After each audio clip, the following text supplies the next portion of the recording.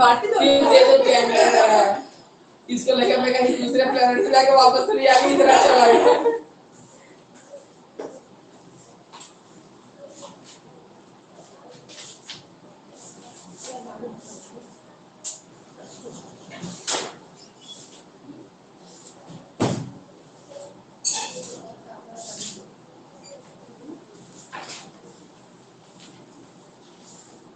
दूध तो नहीं लाएगा, आपको पता नहीं होगा। मैम ले आती नहीं तो मैम के पास नहीं नहीं ये वाला दे रही है, मिक्स वाली मिली है मुझे, सिंगल वाली है।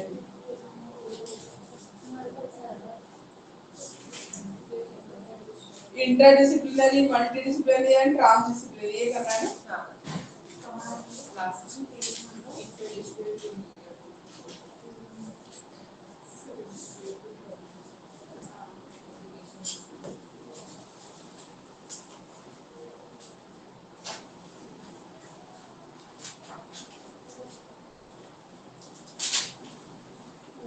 यही टॉपिक है ना, इससे पहले क्या देखो नहीं आपसे हिंदी में बना था, इंग्लिश में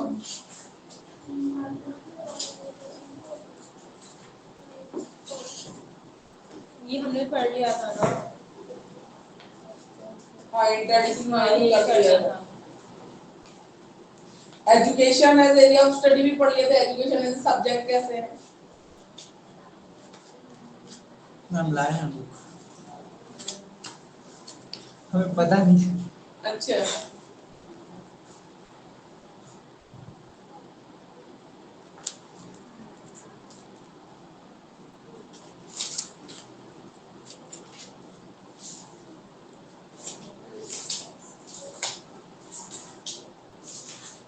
यहाँ से स्टार्ट करते हैं सेकंड में के फर्स्ट टॉपिक से, ठीक है।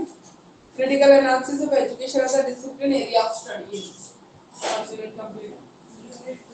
ये वाला नहीं हुआ था ना, लास्ट वाला, फर्स्ट के लास्ट वाला। हाँ फर्स्ट क्लास वाला नहीं हुआ था, वो ना फर्स्ट के लास्ट वाला नहीं। हाँ वही मुझे लग रहा है, इसलिए मैं बोल रही थी थोड़ा सा यहाँ पे, हाँ यहाँ पे लग नहीं रहा हुआ। है।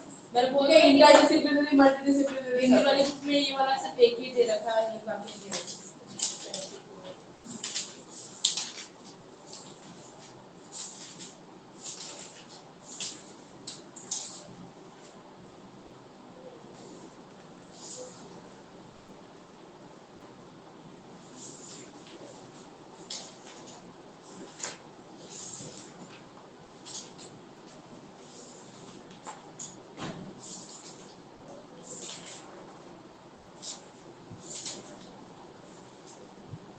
ठीक है, यहाँ से करते हैं इंटरडिसिप्लिन, मल्टीडिसिप्लिन, ठीक है, एंड ट्रांसडिसिप्लिनरी।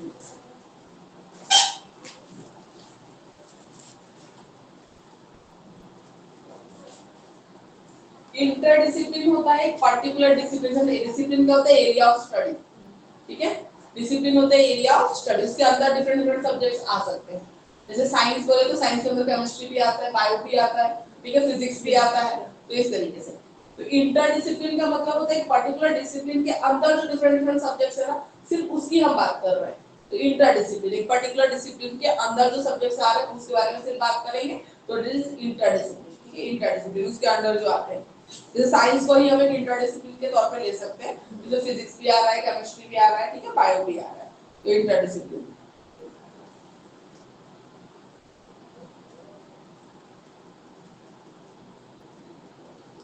उसको कहते हैं मल्टीडिसिप्लिनरी। मल्टीडिसिप्लिनरी अप्रोच क्या करता है, डिफरेंट डिफरेंट डिसिप्लिन के बीच में, ठीक है, एक लिंक स्टैब्लिश करता है। मल्टीडिसिप्लिनरी अप्रोच में डिफरेंट डिसिप्लिन के लोग साथ में काम करते हैं, ठीक है, साथ में काम करते हैं और उस चीज को सक्सेसफुल बनाने में हेल्प करते हैं। मल्टीडिसिप्लिनरी अलग अलग डिसिप्लिन के लोग,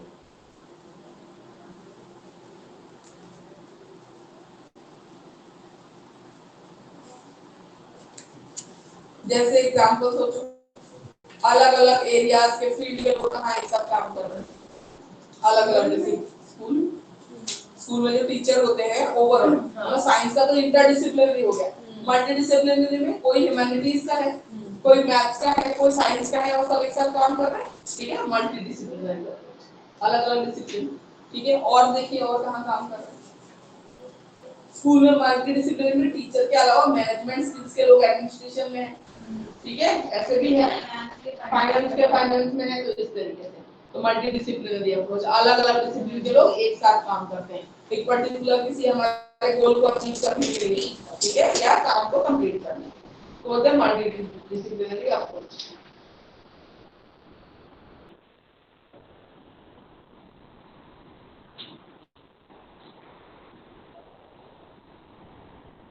उसके बाद है ट्रांस डिसिप्लिनरी। ट्रांस डिसिप्लिनरी में क्या होता है, चीजें आप अलग अलग डिसिप्लिन से लेते हो लेकिन फाइनली जो एक चीज निकल के आती है ना, वो होलिस्टिक अप्रोच होती है, न्यू अप्रोच होती है। चीजें मालूम नहीं, मैंने यहाँ से दी चीजें मैंने वहां से दी, लेकिन फाइनल जो प्रोडक्ट बन रहा है ना वो बिल्कुल अलग एक होलिस्टिक अप्रोच निकल के आता है। कॉम्बिनेशन आप ले रहे हो, यहाँ से वहां से ले रहे हो, लेकिन जो न्यू चीज निकल के आ रही है वो अलग अलग डिसिप्लिन से लेने के बाद एक हटके ही बन जा रहा है ब्रांच, ठीक है, उसको बोलते हैं multi disciplinary approach, sorry trans disciplinary approach.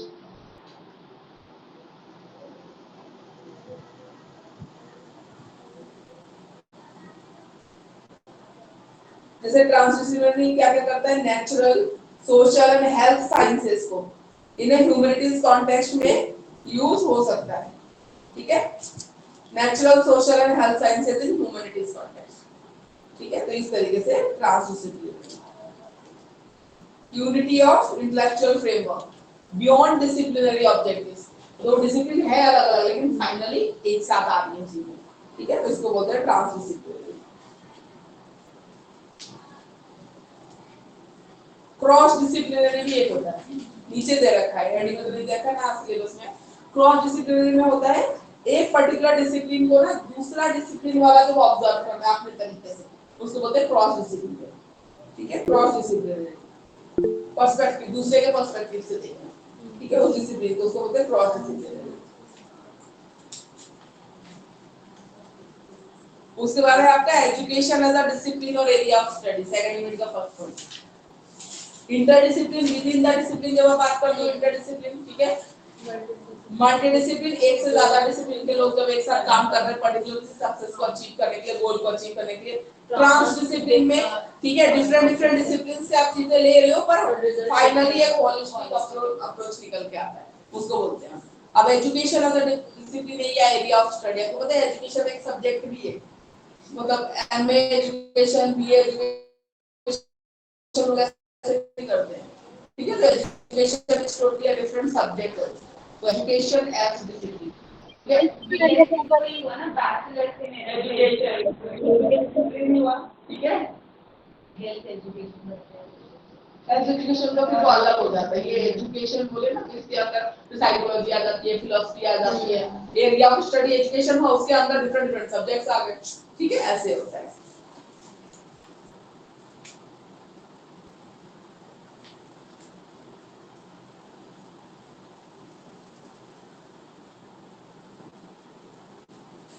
तो एजुकेशन एज अ डिसिप्लिन और एरिया ऑफ स्टडी।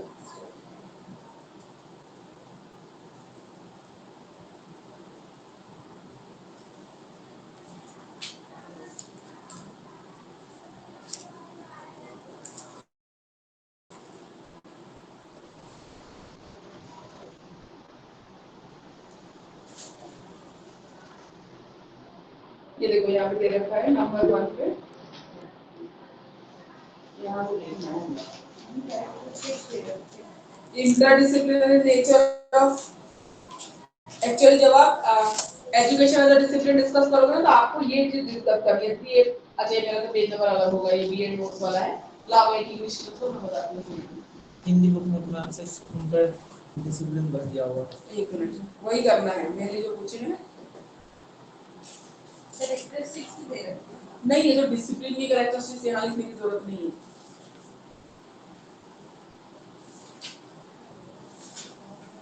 ये मेनली जब आपको एजुकेशन वाला डिसिप्लिन पूछेगा ना तो इंटरडिसिप्लिनरी नेचर कैसा है, ये कैसा डिसिप्लिन है, कैसे इसके अंदर डिफरेंट सब्जेक्ट्स आते हैं ना, ये चीज करनी है। तो ये है पेज नंबर 74 पे, इंग्लिश मीडियम बच्चों पेज नंबर 74 पे। मैम ऑडियो भी नहीं आ रहा, क्वेश्चन कर रहा था, कमेंट कर रहे थे बार बार, ऑडियो नहीं ना, ऑडियो आ Am I audible to all of you? Yes, madam. Am I audible? Yes. Yes, ma'am. Yes, good. Yes, ma'am. Yes, ma'am. Somebody has raised hand. What is the question? क्या पूछना चाहते हो? Ma'am Hindi में page number. Hindi में अभी देख के बताते हैं। हिंदी में देखेंगे तो बिल्कुल लाइव एक मिनट बताते हैं। मैम बीच बीच में आपकी वॉइस ब्रेक हो जाती है। डिटेल में यहाँ पे ठीक है इंग्लिश मीडियम बच्चों फिर हम आएंगे इंटरडिसिप्लिनरी अप्रोच जब डिटेल में आएंगे ना 77 पेज पे फिलॉसफी और एजुकेशन कैसे रिलेटेड है साइकोलॉजी और एजुकेशन हाँ ये मेन चीज लिखनी है ठीक है तो यहाँ से आप देखिए मैं हिंदी में लिखूंगी। 27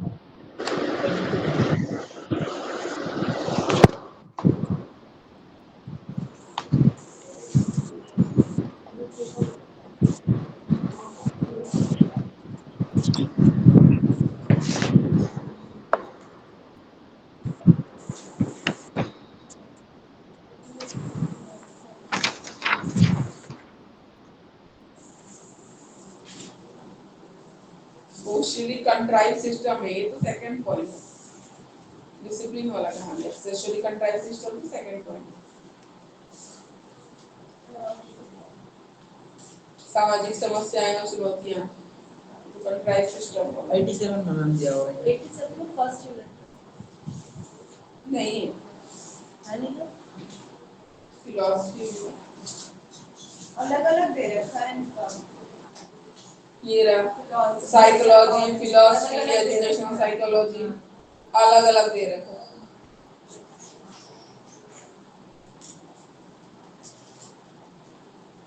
सोशियोलॉजी समाजशास्त्र ठीक है पर अलग अलग दे रखा है तो हिंदी वाले बच्चों को बताती हूँ पेज नंबर आपको यहाँ से देखना इकोनॉमिक्स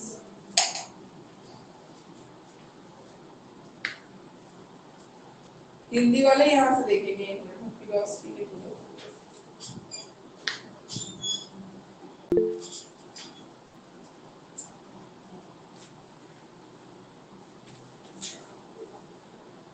इसमें तो वेरियस डिसिप्लिन्स इन डिटेल दे रखा है 94 पे देखिए हिंदी वाले बच्चों 94 पे जो दर्शन फिलॉसफी है ना वहां से देखिए ठीक है वहां से देखना है एजुकेशन को एज अ डिसिप्लिन स्टडी करेंगे एरिया ऑफ स्टडी और उसके अंदर कैसे वो लिंक है बाकी सब्जेक्ट से उसके अंदर कौन कौन से सब्जेक्ट्स आते हैं उसकी बात करेंगे सोशियोलॉजी से लिंक है साइकोलॉजी से लिंक है ठीक है ये सब फिलॉसफी से लिंक है तो सबसे पहले इंग्लिश में भी हम देखते हैं फिलॉसफी एंड एजुकेशन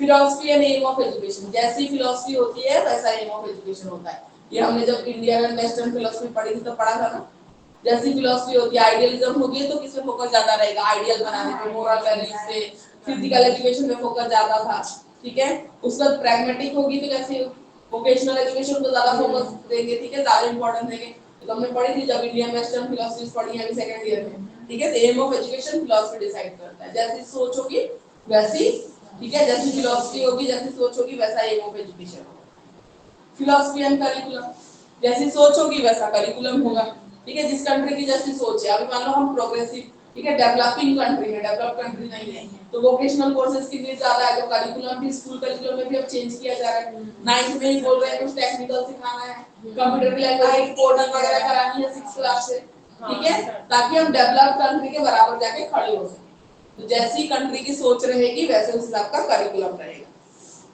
जैसे फिलॉसफी वैसा method of teaching naturalistic naturalism वाले क्या बोलेंगे मेथड ऑफ टीचिंग तो फ्री है वो तो कहते हैं तुम सिखाओ ही मत वो अपने आप सीखेगा ठीक है नेगेटिव एजुकेशन की बात करते हैं कि कैंडल में हाथ जल गया तो अपने आप सीखेगा कि अगली बार नहीं छूना उसको ठीक है तो मेथड ऑफ टीचिंग जैसी फिलॉसफी होती है वैसी मेथड ऑफ टीचिंग होता है फिलॉसफी एंड टेक्स्ट बुक्स ठीक है फिलॉसफी एंड टेक्स्ट बुक जैसी सोच होगी वैसी बुक्स को प्रेफर किया जाएगा ठीक है तो टेक्स्ट बुक्स में बोलते हैं टेक्स्ट बुक वो अच्छी होती है जिसमें ऑथर की व्यूज रिफ्लेक्ट होती है ठीक है सब्जेक्ट जो है प्रेजेंट कर रहे हो कोहेरेंट और अच्छे मैनर में प्रेजेंट किया जाएगा और प्रैग्मेटिक्स बोलेगा कि जो भी आप प्रेजेंट कर रहे हो टेक्स्ट में जो भी लिख रहे हो लॉजिकल सीक्वेंस में अरेंज होना चाहिए ताकि समझ में आए अच्छे से कि करना कैसे है फिलॉसफी एंड डिसिप्लिन आइडियलिज्म वाले बोलते हैं डिसिप्लिन होना चाहिए पर बाहर से इंपोज नहीं, सेल्फ डिसिप्लिन होना चाहिए, अपने अंदर से आना चाहिए। नेचुरलिज्म वाला डिसिप्लिन बोलता ही नहीं है, ठीक है। तो इस तरीके से जैसी फिलॉसफी होती है वैसा डिसिप्लिन, जैसी फिलॉसफी होगी वैसा टीचर। आइडियलिस्टिक बोलते हैं कि टीचर को आइडियल होना चाहिए, बिल्कुल खुद वो सारी चीजें फॉलो करेगा तब जाके बच्चे उसको देख के फॉलो करेंगे। नेचुरलिज्म में बोलता है टीचर बस गाइड है, फिलोसोफर है, ठीक है, मेंटोर है, इससे ज्यादा कुछ नहीं है। फिलॉसफी एंड स्टूडेंट्स, प्रैग्मेटिक वाला बोलता है स्टूडेंट को वो स्किल सीखनी चाहिए जो उसके आगे वोकेशन में काम आए, जॉब में काम आए, ठीक है। आइडियलिस्टिक बोलता है जिससे वो अच्छा इंसान बने, वो वैल्यू सीखनी चाहिए, ठीक है। अपने आप को जानो, सेल्फ रियलाइजेशन और एक गुड ह्यूमन बीइंग, ठीक है। नेचुरलिस्ट बोलता है तो बिल्कुल उसको नेचुरली छोड़ दो, ठीक है, अपने आप नेचर उसको सिखाएगा, ठीक है। तो इस तरीके से philosophy and evaluation, philosophy and evaluation, ठीक है। इवैल्यूएशन जैसी फिलॉसफी होगी सोचेंगे उस टाइप का इवैल्यूएशन हो। प्रैग्मेटिस्ट बोलेंगे वोकेशनल एजुकेशन की बात कर रहे हैं तो बोलेंगे कि इवैल्यूएशन ऐसा होना चाहिए पता चले कि वो उसने वो स्किल आज की है नहीं की है, ठीक है। आइडियलिज्म वाला क्या बोलेगा, ओवरऑल इवैल्यूएशन होना चाहिए, ठीक है। सिर्फ हम मार्क्स की बात नहीं करेंगे, ओवरऑल डेवलपमेंट की बात हम करेंगे, तो इवैल्यूएशन उस हिसाब से होना चाहिए।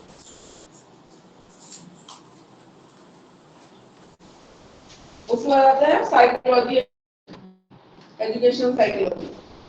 Importance of psychology in teaching and learning क्या है। जैसे साइकोलॉजी का कॉन्सेप्ट एजुकेशन में आया है ना, इसमें एजुकेशन के कॉन्सेप्ट को बदला है, क्योंकि अब हम बच्चों के एज वाइज कितनी मैच्योरिटी है, समझ है, डेवलपमेंट है, ग्रोथ है, उन सबको ध्यान में रखते हुए प्लान करते हैं। टीचिंग मेथड हो, कंटेंट का लेवल हो, बाकी सब चीजें भी, ठीक है। Helps to know the future, बच्चों को जानने में साइकोलॉजी हेल्प करती है। हेल्पफुल इन ऑर्गेनाइजिंग करिकुलम, आपके करिकुलम को ऑर्गेनाइज करने में भी, ठीक है, साइकोलॉजी हेल्प करती है, ठीक है। सीक्वेंस क्या रखना है हमने पढ़ा है ना, इजी टू कॉम्प्लेक्स रखना है, ठीक है। तो इस तरीके से helps the teacher to know himself, अपने आप को जानने में भी हेल्प करता है। टीचर पहले अपने आप को जानेगा, अपना लेवल जानेगा, फिर बच्चों को पढ़ाएगा। लेज emphasis on individual difference,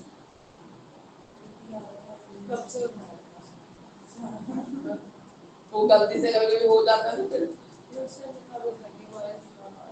individual difference में फोकस करना, कि इंडिविजुअल डिफरेंस के बारे में इतने डिटेल में भी आपने बीएड में पढ़ा, फर्स्ट पेपर में, फर्स्ट ईयर में, ठीक है। इंडिविजुअल डिफरेंस तो इतना जब आप पढ़ते हो तो आप भी ध्यान रखते हो कि क्लास में 30-35 बच्चे हो, सब एक जैसे नहीं है, ठीक है। New concept of discipline, new concept of discipline में साइकोलॉजी क्या बोलता है कि डरा के नहीं पढ़ा सकते, पहले तो वही था पिटाई वाला, नहीं पढ़ के आओगे कॉर्पोरल पनिशमेंट, आपको बैन हो गया है पूरा, तो बहुत सारी चीजें चेंज हो गई। मोटिवेशन टू स्टूडेंट, साइकोलॉजी में हमेशा बोलता है मोटिवेशनल एक बहुत इंपॉर्टेंट फैक्टर है, मोटिवेट करना, तो उनको मोटिवेट करते रहना है। Help in professional growth of teacher, psychology जब आप पढ़ते हो, ठीक है, बहुत कुछ जानते हो बच्चों के बारे में भी, तो ये टीचर के प्रोफेशनल ग्रोथ में हेल्प करता है। गाइडेंस एंड काउंसलिंग, हिंदी वालों की बुक से भी एक बार डिस्कस कर लेंगे, इनका अलग अलग है ना, देखते हैं। गाइडेंस एंड काउंसलिंग में भी हेल्प करता है। बच्चों को कोई प्रॉब्लम आ रही है ना, तो उसको नहीं मिल रहा है, उनको बोलो नहीं करेंगे, अभी करेंगे, ठीक है। थोड़ा थोड़ा इधर उधर नहीं रखा है, मैं बताती हूँ, ठीक है। गाइडेंस एंड काउंसलिंग, बच्चों को गाइड करना है कि आगे चल के कौन से सब्जेक्ट में अच्छा रहेगा, आजकल तो करते ही हैं। आरटी के हिसाब से काउंसलर होना चाहिए, स्कूल में नहीं होगा तो फिर गई एफिलिएशन, लाइब्रेरियन होना चाहिए, स्पेशल एजुकेटर होना चाहिए, सब होना चाहिए, ठीक है। और वैसे टीचर भी काउंसलिंग करता ही है, ठीक है। कुछ उसको दिक्कत आ रही है, प्रॉब्लम आ रही है, तो टीचर से बच्चे शेयर करते हैं, तो हम सॉल्यूशन देते हैं। टीचिंग मेथड्स, ठीक है। आज तुम्हारे पार्टनर्स कहाँ हैं सारे, आज ये अकेली है, मैम उनके सिस्टर को ब्रेकिंग वॉइस लेसन है। अच्छा। और एक पता नहीं। टीचिंग मेथड्स, ठीक है। एज वाइज और साइकोलॉजी में पढ़ते हैं तो हमें पता है प्ले वे मेथड छोटे बच्चों के लिए है, ठीक है। बड़े बच्चों के लिए आप कंस्ट्रक्टिव मैम लगा कौन सकते हो, से बुक डिफरेंट पढ़ा रहे हो? लगा सकते हो। हां, कौन सी बुक का करा रहे हैं हम? हम कर रहे हैं बुक 4th बी कर रहे हैं, understanding discipline and subject. Unit 2 कर रहे हैं, 4th बी का यूनिट 2, टॉपिक चल रहा है एजुकेशन एज अ डिसिप्लिन। इसको वो कर दो, बढ़ाने को बोल दो, इसलिए मोड बाहर होगा। फैन ऑफ करते हैं। ये फैन ऑफ कर, कौन करो? ऑफ कर दो स्क्रीन पे।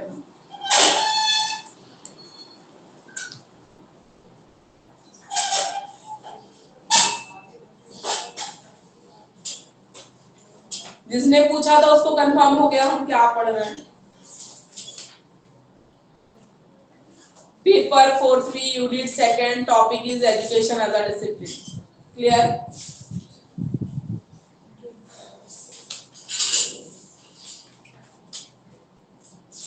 इवैल्यूएशन में भी ठीक है साइकोलॉजी हेल्प करती है। उसमें बोलता है डायग्नोस्टिक टीचिंग, रेमेडियल टीचिंग, ये सब साइकोलॉजी ने हमें बहुत सारी चीजें बताई है, कैसे इंप्रूवमेंट करना है, कैसे करना है। ठीक है,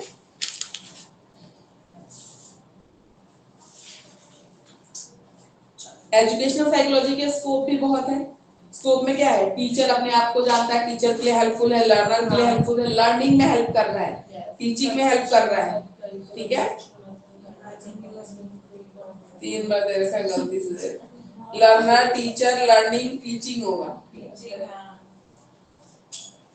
नहीं, लर्निंग में फिर या तो उसकी बात कर रहा है प्रोसेस की, सिचुएशन की और एक्सपीरियंस के नीचे दे रखा है ना। लर्निंग दो दे रखा है, तो एक बार लर्निंग प्रोसेस, एक बार लर्निंग सिचुएशन, एक बार लर्निंग एक्सपीरियंस।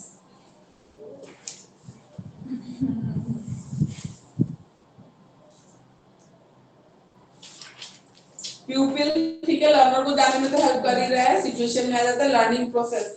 लर्निंग प्रोसेस में कौन सा डोमेन इफेक्ट हो रहा है, डोमेन हमने पढ़ा है ना, कॉग्निटिव, इफेक्टिव, साइकोमोटर, तो करके देखते हैं 3 डोमेन से। ठीक है,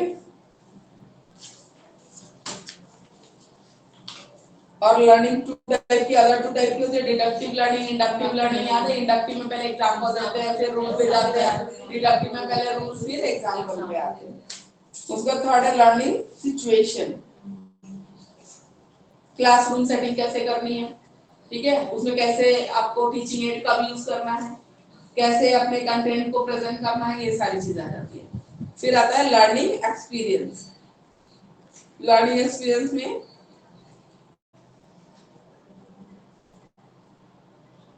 डिजायरेबल लर्निंग एक्सपीरियंस बच्चा कैसे अचीव करेगा, उसकी सारी प्लान, कि आप चार्ट मॉडल दिखाओगे या वीडियो लेसन दिखाओगे, क्या सुटेबल रहेगा लर्निंग एक्सपीरियंस को बेटर बनाने के लिए बच्चे, ठीक है, उसके लिए होता है। और टीचर के लिए तो हेल्पफुल है, उसके प्रोफेशनल ग्रोथ के लिए हेल्पफुल है। ठीक है, अच्छे से क्लासरूम डील कर पाता है। ठीक है, साइकोलॉजी जब उसको आती है, एजुकेशन साइकोलॉजी हेल्प करता है। उसके बाद आते हैं, ये तो फर्स्ट ईयर के उसमें ही पढ़ा था तुम लोगों ने, स्कोप एजुकेशन साइकोलॉजी, इसको पढ़ना। चलो, उसको ग्रुप डायनामिक्स जानने में हेल्प है, साइंटिफिक अप्रोच है। ठीक है, रिसर्च। ग्रुप डायनामिक्स क्या होता है? ग्रुप में एक्टिविटी कराना। ग्रुप डायनामिक्स होता है how an individual influences other members of the group, इसको बोलते हैं ग्रुप डायनामिक्स। तो ग्रुप डायनामिक्स की जब नॉलेज होती है, जब साइकोलॉजी में ग्रुप डायनामिक्स पढ़ के आए तो उसकी नॉलेज होती है, तो आपको पता है कि एक ग्रुप में कौन कौन से बच्चों को डालना है आपकी क्लास में। हाँ, वो हेल्प करेगा आपको। ठीक है, सोशियोलॉजी एंड एजुकेशन। ठीक है, सोशियोलॉजी एंड एजुकेशन।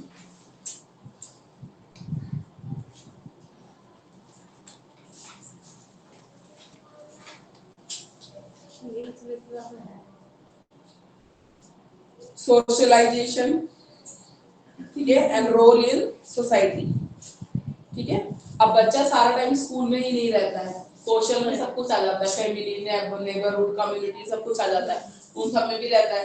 तो लर्निंग एक सोशल प्रोसेस है, कहीं ना कहीं ये सिर्फ क्लासरूम में नहीं चल रहा, बाहर बच्चा जो देख रहा है अपने पेरेंट्स से, अपने नेबर से, अपनी कम्युनिटी से जो देख रहा है, देख के सीख रहा है, सुन के सीख रहा है। ठीक है, तो सोशल प्रोसेस होता है।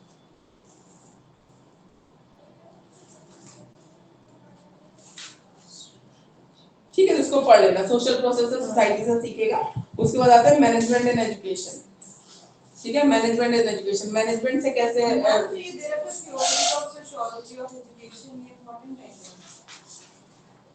पेज पे ही है, structure, functionalism, socialization, feeling roles in society. Ma'am इसमें तो कुछ दिया भी नहीं है, साइकोलॉजी के बारे में हिंदी वाले बुक में से एजुकेशन एंड सोशल रिप्रोडक्शन है ना, इसको इलैबोरेट कर दोगे तो इतना बहुत है, अलग अलग से थ्योरीज पे जाने की जरूरत नहीं है, इसको ही करते हैं। ठीक है, कैसे वो सोशल रिप्रोडक्शन, ये क्या है आप बोलिए।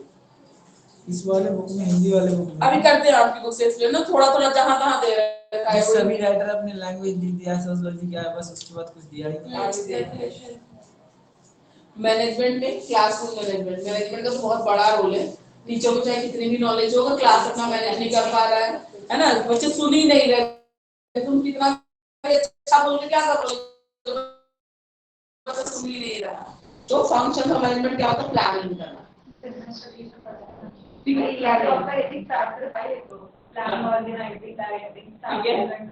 बिल्कुल प्लानिंग। जब आप लेसन प्लान बनाते हो, है ना, पता चलो 40 मिनट की क्लास है, आप 1 घंटे का लेसन प्लान बना के बैठे हो, तो आपकी मैनेजमेंट कितनी खराब हो जाएगी, ठीक है। तो प्लानिंग पार्ट में भी उसका रोल होता है, लेसन प्लान बनाना, किसी एक्टिविटी को प्लान करना, क्लास में देखो ट्रिप प्लान कर रहे हो, ठीक है, अपना कोई अपने साइंस क्लब बना रहा है, उसी को एक्टिविटी प्लान कर रहे हो, कुछ भी कर रहे हो, क्लास एक्टिविटी कर रहे हो, फिर ऑर्गेनाइज करना, ठीक है। एक ट्रिप का ही एग्जांपल ले लो, पहले उसकी प्लानिंग होगी, कितने बच्चे जाएंगे, कितनी बसेस जाएंगी, कौन से प्लेस पे जाओगे, सब हो गया, फिर ऑर्गेनाइज करना, ठीक है, प्रॉपर तरीके से सीक्वेंस में सारी चीजें। Determination of activities required to achieve goals, जो गोल्स अचीव करनी है तो कौन सी एक्टिविटीज आपको करानी है। Grouping of this activities into departments, ठीक है, अलग-अलग एक्टिविटीज को ऑर्गेनाइज करना। Assignment of such group of activities to a manager, activities को मैनेजर क्लास में बच्चों को असाइन कर देते हैं, टीम लीडर बना देते हैं, अगर एक्टिविटीज दे रहे हैं तो इस तरीके से ऑर्गेनाइज करके करना है। Delegation of authority to carry them out, उस कौन ऑर्गेनाइज करेगा, उसके लिए ग्रुप बच्चों को भी असाइन करते हैं, टीचर्स में भी होते हैं, अथॉरिटी देते हैं, मेंबर्स होते हैं, टीचर मेंबर्स भी होते हैं। मतलब वॉल मैगजीन निकालना है मुझे साइंस क्लब की तरफ से, तो मेरे अकेले से तो नहीं होगा, एक दो टीचर और भी होंगे, इनवॉल्व बच्चे इन्वॉल्व होंगे जो अच्छा लिखते होंगे, जिसकी ड्राइंग अच्छी होगी, मैगजीन में ड्राइंग वगैरह भी तो करवाओगे, बाकी चीजें तो ऑर्गेनाइजेशन, ठीक है। फिर स्टाफिंग, स्टाफ मेंबर जो होते हैं मतलब various positions of the organization, ठीक है, उसमें प्रिंसिपल आते हैं, टीचर्स आते हैं, ठीक है, सब आता है, सबकी हेल्प आपको जरूरत होती है, फोर्थ ग्रेड एम्प्लॉइज भी आते हैं, ठीक है, उनसे भी आपको काम पड़ेगा, है ना। गार्ड को कोई ड्यूटी आप दे रहे हो, चाहे फिर मेड्स होती हैं जो आया होती हैं, ठीक है, उनको भी कोई ड्यूटी आप दे रहे हो टाइम पे करने का, ठीक है, तो वो भी करेंगे, सब मिलजुल के करेंगे तब जाके वो होता है। मैन पावर प्लानिंग होती है, recruitment, selection of right people, education में अगर बात करें, ठीक है, जो प्रिंसिपल होता है वो स्टाफ हायर कर रहा है, ठीक है, तो पर्टिकुलर एकदम एग्जैक्ट, ठीक है, सही स्टाफ रिक्रूटमेंट करना है, ठीक है, जो सही हो, एलिजिबल हो पढ़ाने के लिए, ठीक है, नेचर अच्छा हो, जो हैंडल कर सके चीजें। फिर डायरेक्टिंग, ठीक है, डायरेक्शन देना, ठीक है, डायरेक्शन देना, जो हायर पोस्ट पे हैं वो डायरेक्शन देते हैं, लोअर पोस्ट वालों को डायरेक्शन देते हैं, बताते हैं काम को कैसे करना है। इसमें कम्युनिकेशन, लीडरशिप, मोटिवेशन, ठीक है, कम्युनिकेट करना, लीडरशिप क्वालिटीज दिखती है, फिर मोटिवेट भी करना अपने से नीचे के लोगों को काम करने के लिए, ठीक है। कंट्रोलिंग, पर एक टाइम आने के बाद ऐसा हो जाता है सामने वाला चाहे कितना भी मोटिवेट कर ले, जो कर रहा है उधर कर ही रहा होता है, ना करने वाला बिल्कुल नहीं करेगा, कोई फर्क पड़ना बंद हो जाता है एक टाइम के बाद। फिर कंट्रोलिंग, ठीक है, कंट्रोल करना, जो भी सिचुएशंस हो उनको कंट्रोल करना।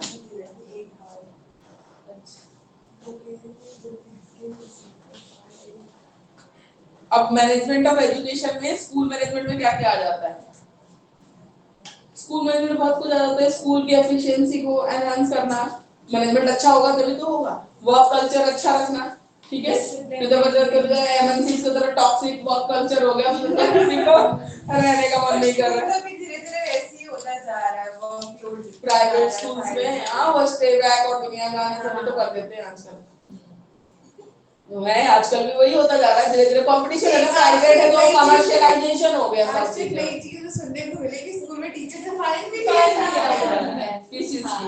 जैसे टीचर से जैसे प्राइवेट स्कूल है, टीचर से अगर कुछ भी मिस्टेक कर देती है तो फाइन वगैरह कर देते हैं। आगे ये छोड़ दो सुबह ट्यूशन पढ़ा, किसने बोला कौन सा स्कूल ले आए? बुद्धिहार में था। बात सागर है। Public school. ऐसे तो तुम इंसान को डिमोरलाइज करके मार दो, अगर इंसान ही कभी ना कभी तो हो ही जाएगी गलती, ह्यूमन एरर से, इसमें क्या एकदम परफेक्ट कौन हो सकता है? घर पे भी चार चीजें चल रही, किसी दिन हम परेशान हो, हर एक के सब समझ आता है।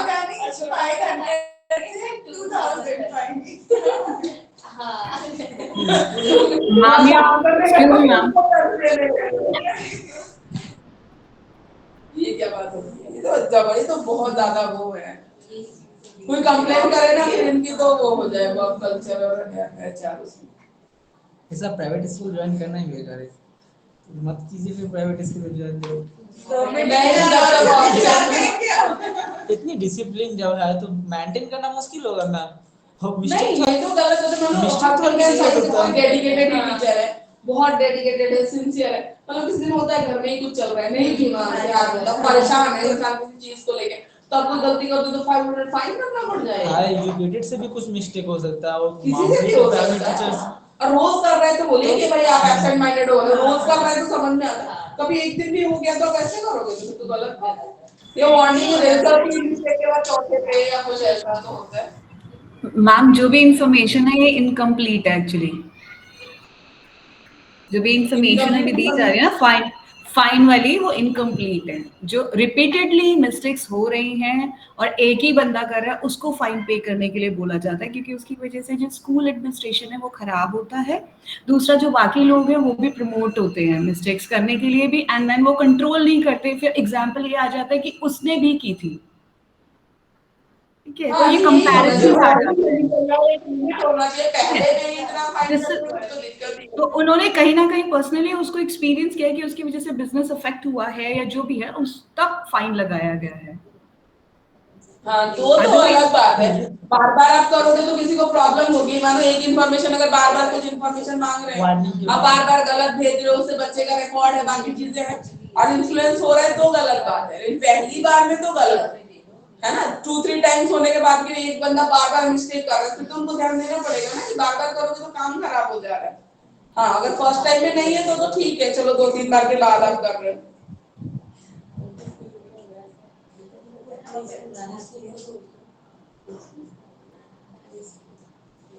इकोनॉमिक्स एंड एजुकेशन बताओ, इकोनॉमिक्स में कैसा रिलेशनशिप है एजुकेशन का, अपने आप बताओ सोच के।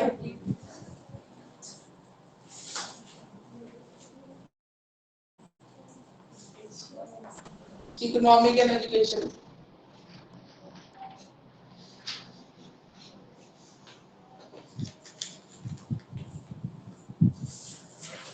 इकोनॉमिक्स क्या होता है? Production, distribution and consumption of goods and services.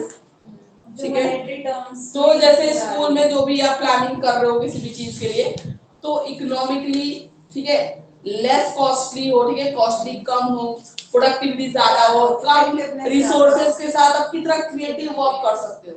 ठीक है, वो इकोनॉमिक्स एंड एजुकेशन, इकोनॉमिक्स की नॉलेज है तो आपको अच्छे से आप प्लान कर पाओगे चीजों को। ठीक है, ऐसे नहीं पैसा ही पैसा लगा रहे हैं आउटपुट बिल्कुल आ ही नहीं रहा है, ऐसा नहीं होता। पूरी प्लानिंग के साथ सही तरीके से करना है आपको।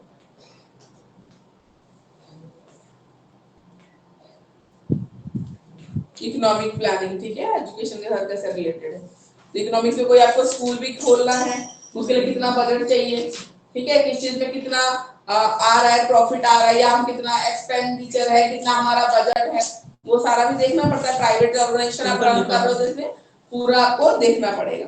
Anthropology and education,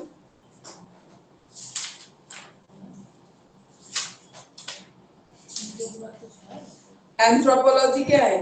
science of man, study of man and his work. ठीक है, ह्यूमन बीइंग्स की स्टडी, साथ में वो कैसे काम करते हैं, इसको बोलते हैं एंथ्रोपोलॉजी। तो एंथ्रोपोलॉजी एंड एजुकेशन कैसे, जो टीचर पढ़ा रहे हो ह्यूमन बीइंग्स ही काम ही कर रहे हो वहां पे। ठीक है, तो एंथ्रोपोलॉजी आप अप्लाई करोगे तो टीचर्स को देखना चाहिए कितने एफिशिएंट हैं, ठीक है, या कैसा वर्क कल्चर, या उनके लिए क्या कन्वीनियंट चीजें हैं, ज्यादा ऐसे बर्डन ना हो, ऐसे आप अरेंज करो ताकि सबके लिए इक्वल हो रह सके। ठीक है, फ्लेक्सिबल रह सके, थोड़ा अच्छा कंफर्टिंग माहौल हो सके।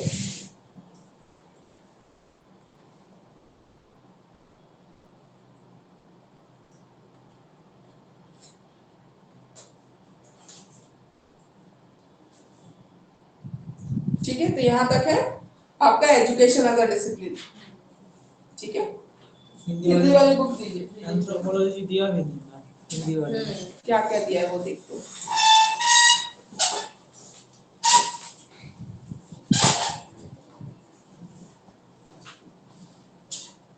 इतना लैंग्वेज दिया हुआ है, इतना विद्यार्थी लिख ही नहीं पाएगा इतना राइटर का। बहुत बड़ा दे रखा है इसमें। सब राइटर का इतना लैंग्वेज सब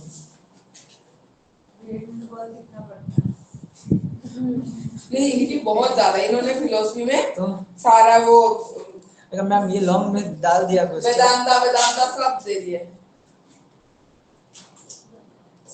इंडियन वेस्टर्न फिलोसफी सब दे दी।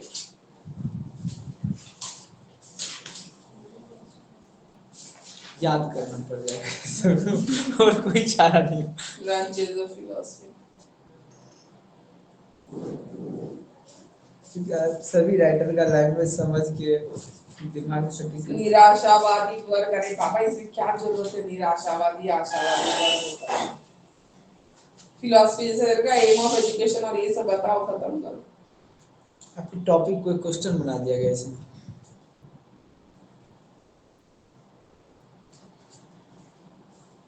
तर्कशास्त्र,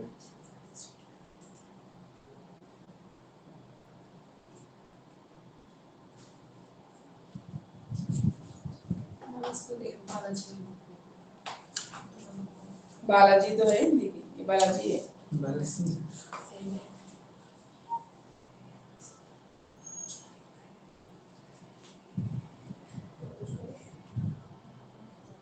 बहुत लॉन्ग हो गया।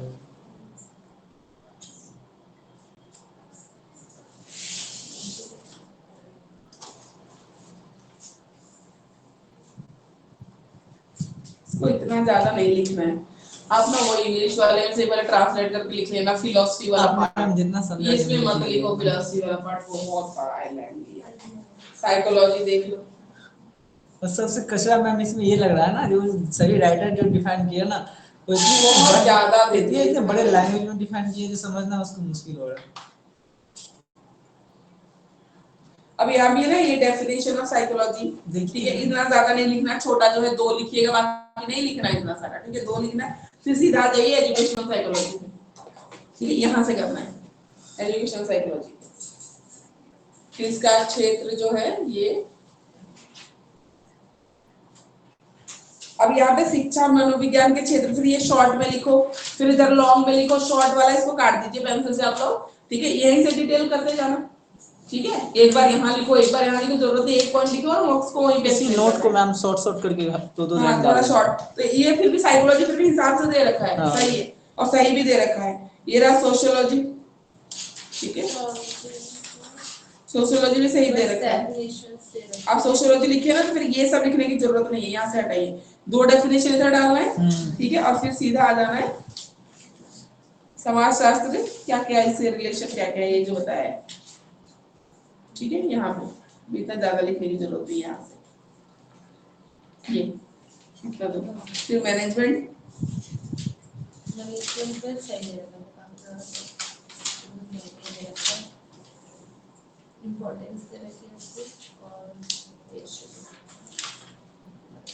और अर्थशास्त्र, अर्थशास्त्र का लैंग्वेज सही दिया हुआ है मैम। ये सब सही दिया, फिलॉसफी बहुत लंबी दे रखी है।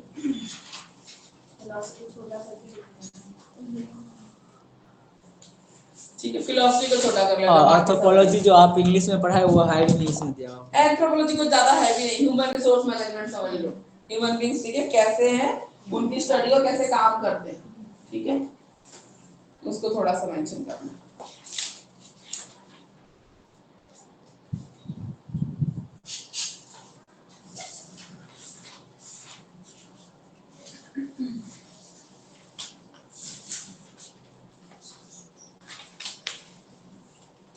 उसके बाद है education as a socially contrived system influenced by different factors. नहीं, यही है पहले, तो ये दे रखा है discuss and details की education और बड़ा क्वेश्चन ये दे रखा है, उसको पता नहीं क्या दे रखा है। सारा तो पढ़ लिया ना शायद ना। नहीं, सेकंड यूनिट का पहला टॉपिक अभी हमने पढ़ा ना, education as a discipline area of study. Ma'am उसी के आगे था वो रिलेशनशिप, ये वाला टॉपिक दे ही नहीं रखा मेरे हिसाब से। हिंदी में तो दे रखा है एजुकेशन एज अ सोशल वाला कंट्राइव्ड सिस्टम।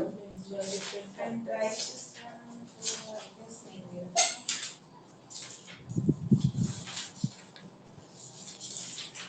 फैक्टर्स वाला है शायद, ओनली फैक्टर्स दे रखे हैं, सिस्टम को कौन से फैक्टर अफेक्ट करते हैं। पीछे का भी क्वेश्चन में दे रखा होगा दे। हिंदी में मैम टॉपिक फर्स्ट ही है। हाँ, हिंदी में तो बहुत अच्छे से दे रखा है। जी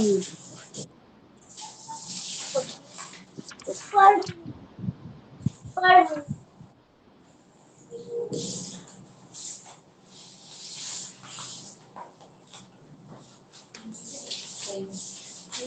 क्वेश्चन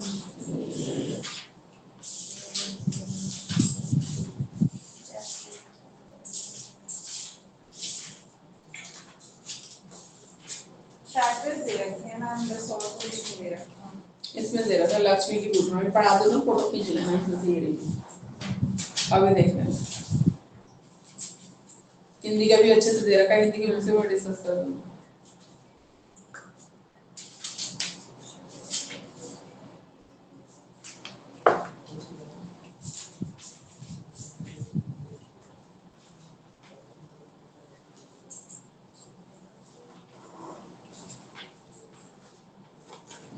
चला इसमें हेडिंग डाल रखी है, इसमें भी लगता है नहीं है।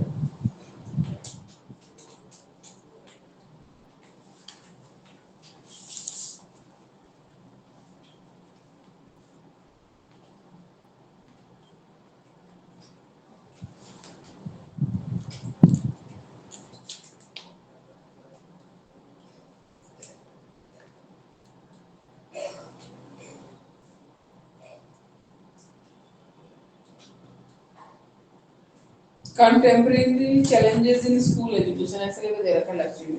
स्कूल एजुकेशन जो दे रखा है ना 12 में, उसके अंदर ही दे रखे हैं क्या चैलेंजेस इम्पोर्टेंट। हाँ बेसर है।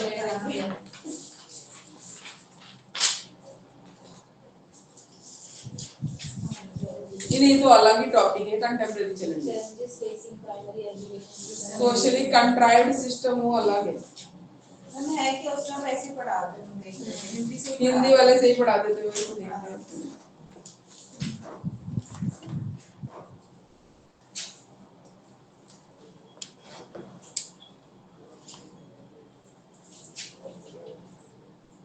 हिंदी वाली बुक लीजिए लो। नहीं ये राधे रखा है लक्ष्मी, ठीक है, इसे फोटो क्लिक कर लेना, हम जाते हैं। पहले पढ़ा लेना। Socially contract system influence by different factors. Balaji में इंग्लिश मीडियम की बुक में ये टॉपिक नहीं दिख रहा है, ठीक है, टॉपिक है, आप सुन लीजिए please. Education as a socially contrived system influence by different factors, ठीक है, इंग्लिश मीडियम में ये है आपका टॉपिक।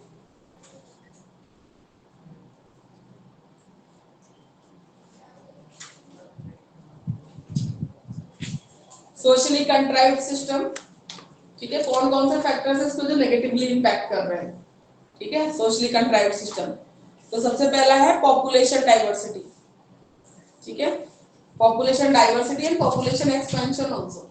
इतना ज्यादा पॉपुलेशन है, ठीक है, सबको एजुकेशन प्रोवाइड करना ये बहुत बड़ा एक टास्क, ठीक है। ग्लोबलाइजेशन, ग्लोबलाइजेशन की वजह से दिन ब दिन जो एजुकेशन की नीड्स है वो बदलती जा रही है, 21st सेंचुरी के साथ मीट करना है नीड्स को, ठीक है।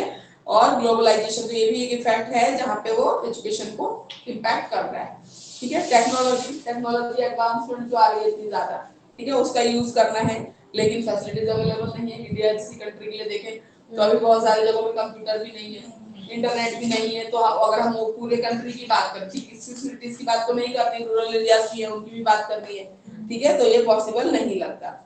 Religious and spiritual variables, religious and spiritual values में, ठीक है, ज्यादातर जब रिलीजियस और स्पिरिचुअल वैल्यूज को हम, ठीक है, इंपॉर्टेंस देने लग जाते हैं, तब कहीं ना कहीं एजुकेशन सिस्टम आपका कंट्राइव्ड दिखता है डेफिनेटली, ठीक है। आपको साइंटिफिक उसकी बात करिए, ठीक है, अपने कल्चर को लेके चलिए, उसको छोड़ना नहीं है, पर बहुत ज्यादा सब कुछ छोड़ के उस पे लगे रहना, ठीक है, वो गुड अच्छा नहीं होता है। तो कंट्राइव्ड सिस्टम में, ठीक है, ये फैक्टर्स है। सोशल फैक्टर्स में क्या क्या आता है, जो ट्रेडिशंस है, ऑर्थोडॉक्स कुछ चीजें हैं जो हम फॉलो कर रहे हैं, ठीक है, विदाउट नोइंग द फैक्ट्स, वो गलत है। कुछ चीजें ऐसी नहीं, कुछ चीजें हैं बहुत अच्छी, हमारे कल्चर का पार्ट है और वो अच्छा भी है, बहुत अच्छा है, उसको फॉलो करिए। लेकिन कुछ चीजें हैं, ठीक है, जो लॉजिकल नहीं है या हमें आप पता है कि गलत है, या उस टाइम पे किसी चीज को लेके मानते थे पर उसका कोई लॉजिक नहीं है, तो उसको छोड़ भी सकते हैं, ठीक है।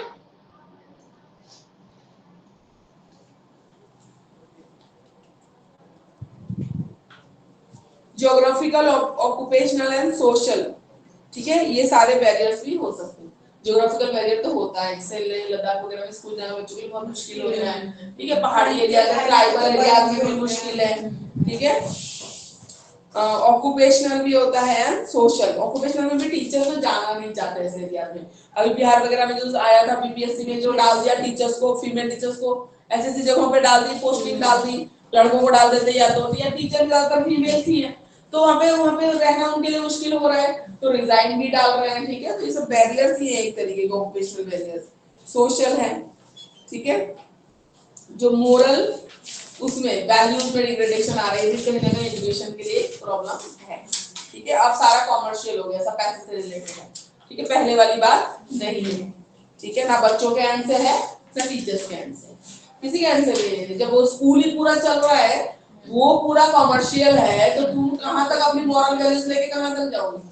सीधी सी बात यही, आप कोशिश करोगे भी तो सिस्टम ही पूरा ऐसा बना है ना, तुम अकेले बदल ही नहीं सकते, एडजस्ट नहीं कर पाओगे। या तो आपको आउट ऑफ सिस्टम रहना पड़ेगा, तो उसमें जाओगे तो ढलना पड़ेगा, ऐसा हो गया है आजकल, ठीक है।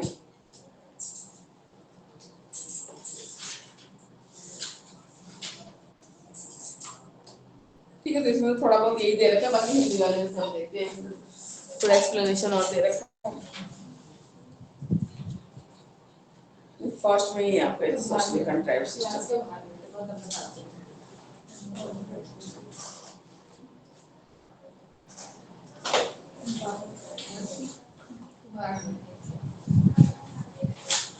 शिक्षा और मानव संसाधन विकास, मतलब पढ़ तो रहे हैं, लेकिन पढ़ के अनएम्प्लॉयमेंट बढ़ रही है, ह्यूमन रिसोर्स में चेंज नहीं हो पा रहे।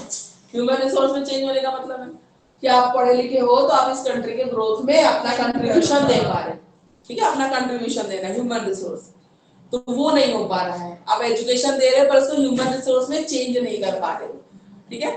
शिक्षा और आधुनिकरण में ग्लोबलाइजेशन जो बोला, ठीक है। एजुकेशन एंड डेमोक्रेसी, मैम ठीक है। पेज नंबर बता दीजिए। हिंदी में 92 पे है, इंग्लिश में तो है नहीं, ठीक है, बालाजी में नहीं है,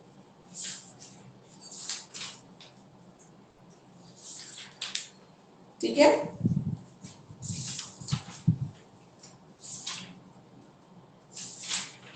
शिक्षा और लोकतंत्र, ठीक है। तो एजुकेशन का हमेशा ये होना चाहिए, जो डेमोक्रेसी है उसको बनाए रखना, ठीक है। डिक्टेटरशिप नहीं लानी है, डेमोक्रेटिक, ठीक है, डेमोक्रेसी होना चाहिए। फिर राष्ट्रीयता, नेशनलिज्म को, एजुकेशन का गोल होना चाहिए कि नेशनलिज्म को बनाए रखे, जो सेकुलर कंट्री हम बोलते हैं, ठीक है, वो होना चाहिए, वो रहना चाहिए। शिक्षा और अंतरराष्ट्रीय संबंध, ठीक है। इंटरनेशनल पीस की हम बात करते हैं, लड़ाई ना हो, ठीक है। तो आज एजुकेशन में कि कल का लीडर ऐसा होना चाहिए जो पीस के बारे में सोचे रादर देन वॉर, ठीक है। वॉर से ज्यादा वो पीस के बारे में सोचे, ठीक है। शिक्षा और पर्यावरण, एजुकेशन ऐसा होना चाहिए जो कल का बच्चा एनवायरनमेंट के बारे में सोचे, ठीक है। उसको जबरदस्ती ना बोलना पड़े कि रूम से निकल रहे तो स्विच लाइट और फैन ऑफ करके निकलो। उसको इतना बचपन से सिखाते ना, अर्थ वॉरियर हो तुम, मुझे वो मोटिवेट करो। मैं तो अपने बेटे को सिखा रखा है, तो मैं अर्थ वॉरियर हूं, मैं नहीं छोड़ सकता हूं, छोड़ दे। किस दिन छोड़ देता है, मैं कहता हूं कहां गया वॉरियर, तो सॉरी मम्मा भूल गया था ना, तो वो बंद करता है। और मेरे पापा ने ना ऐसे सिखा ही रखा है, उन्होंने ये नहीं सिखाया कि तुम्हें करना चाहिए, बिल आ रहा है, ये नहीं बोला कभी उन्होंने। ये हमें चाहिए कि अर्थ को नुकसान पहुंचा रहे, एक दिन ऐसा आएगा बेटा पैदल चल के जाओगे तब गली पता चलेगी। तो उन्होंने हमेशा ये चीज मेंशन की, कभी नहीं बोला कि बिल बढ़ जाएगा तुम लोग सुनते नहीं हो, ऐसे कभी बोला ही नहीं। तो वो चीज है ना, सिखाने का तरीका होता है। तो हमें लगता है गिल्टी हो जाएगा अगर छोड़ देते, तो जाए भूल गए हम कितना मतलब नुकसान भी कर रहे हैं, ठीक है, किसी चीज का। तो वो तो आज का एजुकेशन ऐसा होना चाहिए जो बच्चा कल जाके एनवायरनमेंट के बारे में अपने आप सोचे, तुम्हें जबरदस्ती ना करना पड़े। जबरदस्ती उसको कर रहे हैं कि भाई इसके लिए डर के मारे बंद करो कि मैम डांटेगी या मम्मी डांटेगी, क्यों, उसके अपने अंदर ही वो चीज आनी चाहिए। अर्थ डे सेलिब्रेट कर रहे हैं, ठीक है, तो बच्चे में उतनी बुद्धि भी तो हो कि ये सभी अर्थ डे सेलिब्रेशन का तरीका ही है। अब आप उसको बचा ही रहे हो अल्टीमेटली, पानी बंद करोगे इस टाइप से, ठीक है। रनिंग टैप को उसे छोड़ना नहीं है, ये सब बंद करना है, ठीक है। तो ये होता है, जबरदस्ती नहीं हो। एनवायरनमेंट वाले तो सोचना ही पड़ेगा, जो अर्थ ही नहीं बचेगा तो तुम पढ़ लिख के क्या करोगे, कहाँ जाओगे, ठीक है। ग्लोबल वार्मिंग का ये इफेक्ट है, जो दिल्ली में अप्रैल में इतनी बारिश होती है, कब बारिश होती है, अप्रैल में, ठीक है। पूरा का पूरा वेदर पैटर्न चेंज हो गया है। एजुकेशन एंड मोरल वैल्यूज बहुत जरूरी है, मोरालिटी वो जो खत्म होती जा रही है, अभी हमने बात की। फिर education and unemployment, human resource नहीं डेवलप कर पा रहे तो अनएम्प्लॉयमेंट तो बढ़ रही है। Education and role, education and teacher, education का कमर्शियलाइज होना, टीचर मोटिवेटेड ही नहीं है, अब यहाँ पे ये जो जितना बोलेगा, जैसे बोलेगा, जितना तुम जिसको दबा सकते हो, जितनी कम सैलरी में तुम खींच सकते हो, जो अंडर कॉन्फिडेंट बंदा दिखा, ठीक है, उसको और कम सैलरी बताएंगे। ये नहीं देखेंगे कि अब उसको नॉलेज हो, बोलने में हेजिटेट करता हूँ, ये नहीं, कौन कितना मतलब कॉन्फिडेंट है इंटरव्यू में, ये चीज जहां तुमने अपना कॉन्फिडेंस खोया, तुमको तो एकदम खत्म ही कर देंगे बहुत ज्यादा। हाँ, आजकल सब कमर्शियलाइजेशन है, सामने जो बैठा है वो खाने के लिए बैठा है, वो अपने प्रॉफिट के लिए बैठा है, वो आपके भले के लिए थोड़ी बैठा है, वो अपना प्रॉफिट देखेगा। मैं जितने कम सैलरी में हायर करके दे सकूं, एचआर हो चाहे कंपनी का मालिक बैठा हो, वहां पे उसका ये है कि कम प्रॉफिट में जो एलिजिबल है कि एम्प्लॉय मुझे मिल जाए जो मेरा काम कर सके, कम से कम सैलरी में, ठीक है। ऐसा ही होता है, हम भी काम वाली ढूंढते हैं तो हम भी देखते हैं कि काम भी कर ले और थोड़े जहां पैसे कम पड़ते हैं वो सबका ये सब अपना प्रॉफिट देखते हैं, सीधी सी बात है, ठीक है। और एजुकेशन एंड करिकुलम, ठीक है। तो आज का क्या है करिकुलम, वोकेशनल और टेक्निकल, ठीक है, ये है ज्यादा और करने की जरूरत भी है।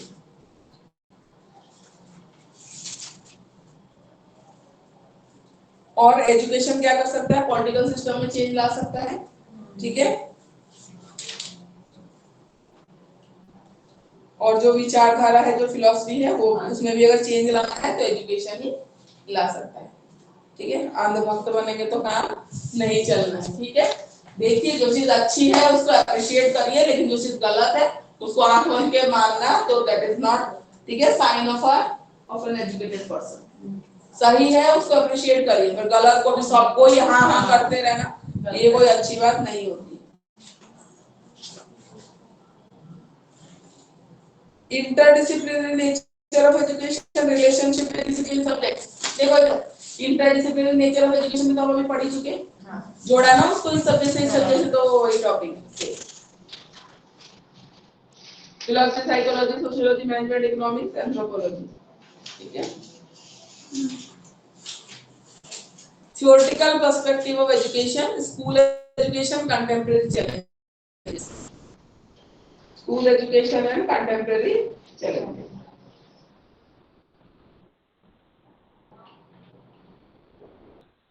Online students,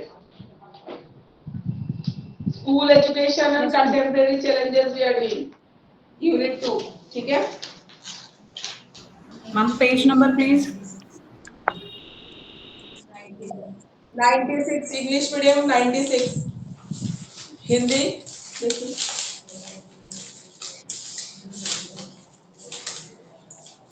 मैम यहाँ वेरियस चैलेंजेस है, कंटेम्पररी चैलेंजेस नहीं है। तो कंटेम्पररी मतलब अब समकालीन, इस टाइम की, ओके मैम।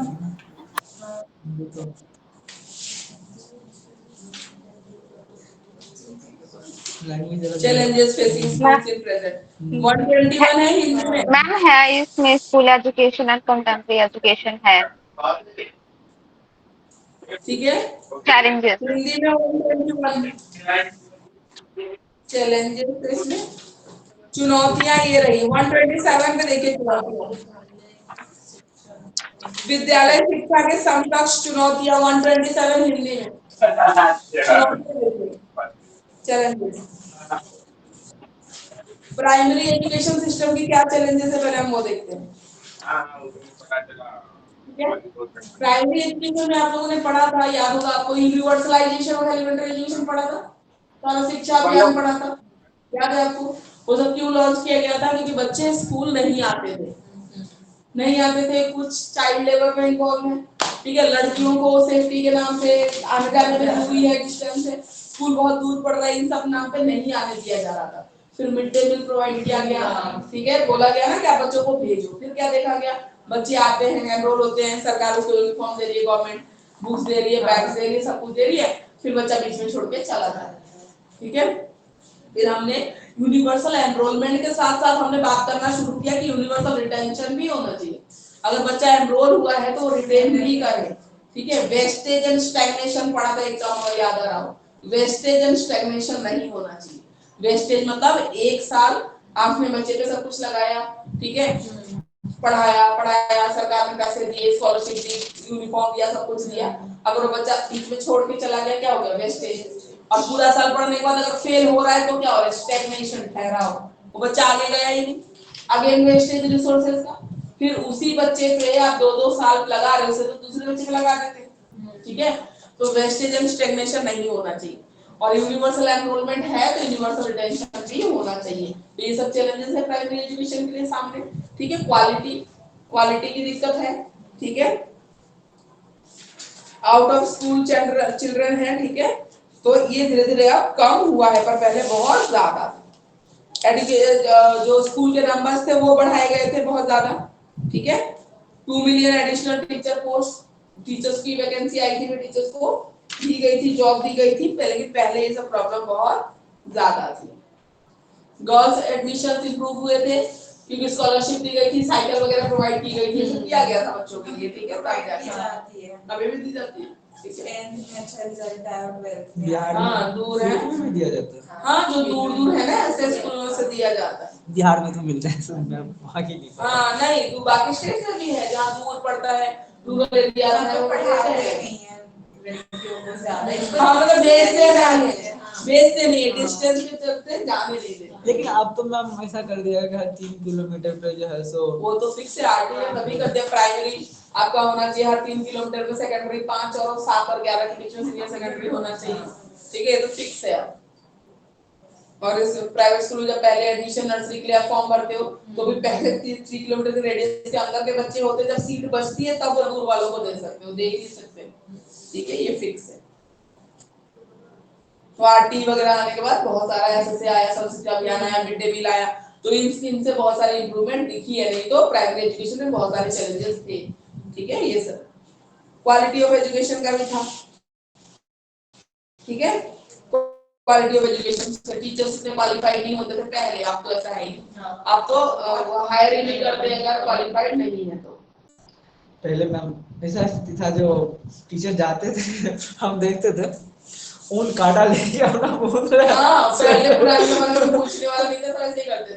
क्लास में बैठ कर स्वेटर बुनना, सुना ही नहीं। बच्चे आराम से बैठ के गिटी गिटी खेल रहा है, कोई हाँ, कुछ कर बच्चा रहा है। कोई कुछ कर रहा है, कोई कुछ कर रहा है। शादी मिली, गवर्नमेंट टीचर हायर हो हम गए। 5 स्टैंडर्ड तो कभी स्कूल गए ही नहीं थे, बस जाते थे, पेपर देते थे, आ जाते थे। बिहार वगैरह में तो शायद लेकिन मैम इसके ये सब- बाद इंग्लिश शायद इंट्रोड्यूस करते थे पहले। ऐसा था ना कि मैं बुआ थी टीचर, कभी स्कूल जाने देते ही नहीं थे। तुम्हें घर पे अच्छा, बुआ गर्ल थी इसलिए नहीं जाते थे। नहीं, मतलब वो मेरे बुआ टीचर है, टीचर वो थे, टीचर। तो स्कूलों में लड़के से बदमाशी करते थे, तो हम मतलब सीधा साधा लड़का थे, हमें अक्सर कोई पीट देता था।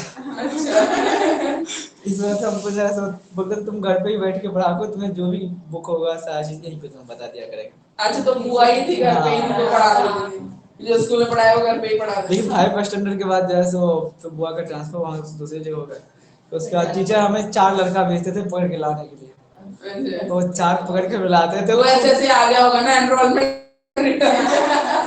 तो इतने होते थे, फिर कुछ मत कुछ मैम, फिर इस तरह की प्राइवेट भी इन्वॉल्व हो गए। फिर अब ऐसा हो गया कि 4 बच्चे हैं ना, 4 बच्चे में हम चारों का पेपर हम लिखते थे, बट एक शर्त लगता था, कंडीशन, कि आप चारों जो है ना हमारे पोखर पे पार्क से बैठ का और एक केथक आता था खाने वाला फल, अच्छा, वो तोड़ के लाओगे, हम चारों का पेपर लिख दिया करेंगे। ठीक है। इशू ऑफ लैंग्वेज, हाँ कुछ तो हेल्प कर रहा है। इशू ऑफ लैंग्वेज जैसे क्या होता है, स्टार्टिंग में बहुत सारे स्टेट में मदर टंग में पढ़ाते थे, फिर सडनली जब हिंदी इंग्लिश इंट्रोड्यूस कर देते थे ना, तो बच्चों को समझने में दिक्कत आती थी, ठीक है। तो लैंग्वेज इशू आता था, लेक ऑफ ट्रेन टीचर्स, तो हमने बोला लेकिन इनका फायदा हुआ था ना, टीचर ने जो मारते थे ना 5 फर्स्ट में, उनका फायदा अभी तक है हमारे पास। वही है ना, सुधार जाते जो थे हम बच्चे। चैलेंजेस जो हम फेस करना सीख गए ना, उसके बाद अपने पेरेंट्स को खूब एक बार चैलेंज, सेल्फ मोटिवेट होने पर की देर होती है, फिर अपने पेरेंट्स को चैलेंज दे रखे थे कि लाइफ में अगर किसी स्टूडेंट पे हम सेकंड हो गए तो वो वहीं पे उस पढ़ाई को छोड़ देंगे, और ऐसा कभी हमारी लाइफ में फेस नहीं हुआ जिस दिन हम मतलब जिस स्टेज पे हम सेकंड हुए। सेल्फ मोटिवेशन जब तक आ जाता है ना, फिर आपको कोई नहीं रोक सकता। वही मिडिल होता है फैमिली से बिलोंग्स करते थे, फिर मम्मा पापा ने बोला तुम पीएचडी तक करना चाहते हो तो करो, तुम्हें कोई अच्छी तरह बात का है, दिक्कत नहीं पेरेंट्स भी होगा। सपोर्टिव है और अपना सेल्फ मोटिवेशन बहुत मैटर करता है। लिटरेसी लेवल, ठीक है, लिटरेसी लेवल पेरेंट्स को भी पहले इतना नहीं था, तो बच्चों को भी नहीं पढ़ा पाते थे, फिर वो एजुकेशन की इंपॉर्टेंस भी नहीं समझते थे। फिर एडल्ट एजुकेशन प्रोग्राम भी लाया गया, सर्व शिक्षा अभियान में बाद में उस स्कूल में दोपहर में शाम को एडल्ट्स को भी पढ़ाया जाता था जो इलिटरेट थे। ठीक है, तो लिटरेसी लेवल बढ़ने से एजुकेशन की भी जो प्रॉब्लम थी वो भी धीरे धीरे सही हो गई, इकोनॉमिक कंडीशन भी अच्छी हुई धीरे धीरे लोगों की। ठीक है, तो बुक्स वगैरह खरीद के देना या बाकी सब चीजें भी सही हो गई। सेकेंडरी एजुकेशन में आप बिहार का लेकिन एजुकेशन लेवल अच्छा है, पढ़ाई भी स्कूलों में अच्छी होती है। जब अब से तो हर स्टेट का अब तो हर जगह पढ़ाई है, जब से पैसे वाला खास बात करके नहीं है, बीपीएससी वाली टीचर्स नियुक्त हुए ना, तो के पाठक जैसे सचिव बने हैं, बस सब टीचर का नहीं सही है, कोई अच्छा नहीं है। स्ट्रिक्टनेस हो गई है वहां पर। आप आपको सैटरडे संडे को भी छुट्टी नहीं ज्यादा करनी ही है, हाँ, उसे सैटरडे संडे को ड्यूटी करना पड़ेगा, और वो भी 4 बजे से पहले आप जा नहीं सकते हो बायोमेट्रिक लगाए हुए। आप आओगे तो बायोमेट्रिक दोगे, जाओगे तो बायोमेट्रिक दोगे। और इसके साथ साथ हर बच्चे पे 10 बच्चे का रिजल्ट का डिपेंड है। अगर आपके कक्षे में 10 बच्चे कमजोर हैं तो आप उस 10 को ट्यूशन दोगे और 10 का लिस्ट बना के भेजोगे बोर्ड को। ये पैसे दे रहे हैं तो काम करने में हम मन नहीं इन लगता, 10 बिना पैसे बच्चे को ट्यूशन करवा रहे हैं। मोटिवेशन नहीं आती ना करने के लिए, सारे सही दे रहे तो चलो कोई बात नहीं। ठीक है, सेकेंडरी एजुकेशन के लिए मेन जो फंक्शनल बॉडी है बुक्स वगैरह की वो एनसीईआरटी है। एवं करिकुलम भी कौन बनाता है? एनसीईआरटी बनाती है। ठीक है, नेशनल करिकुलम फ्रेमवर्क पढ़ा था, याद है 2005 हमने पढ़ा था। ठीक है, तो करिकुलम कोई भी एजुकेशन पॉलिसी आती है तो करिकुलम फ्रेमवर्क भी बनता है। ठीक है, तो वो एनसीईआरटी बनाती है। फिर central board of secondary education CBSE इसके अंडर स्कूल है जो सेकेंडरी एजुकेशन प्रोवाइड कर रही है। ठीक है, एनआईओएस है जो डिस्टेंस लर्निंग बोर्ड में आते हैं, जो 8वीं फेल 9वीं वो एनआईओएस से करते हैं, कुछ नहीं आता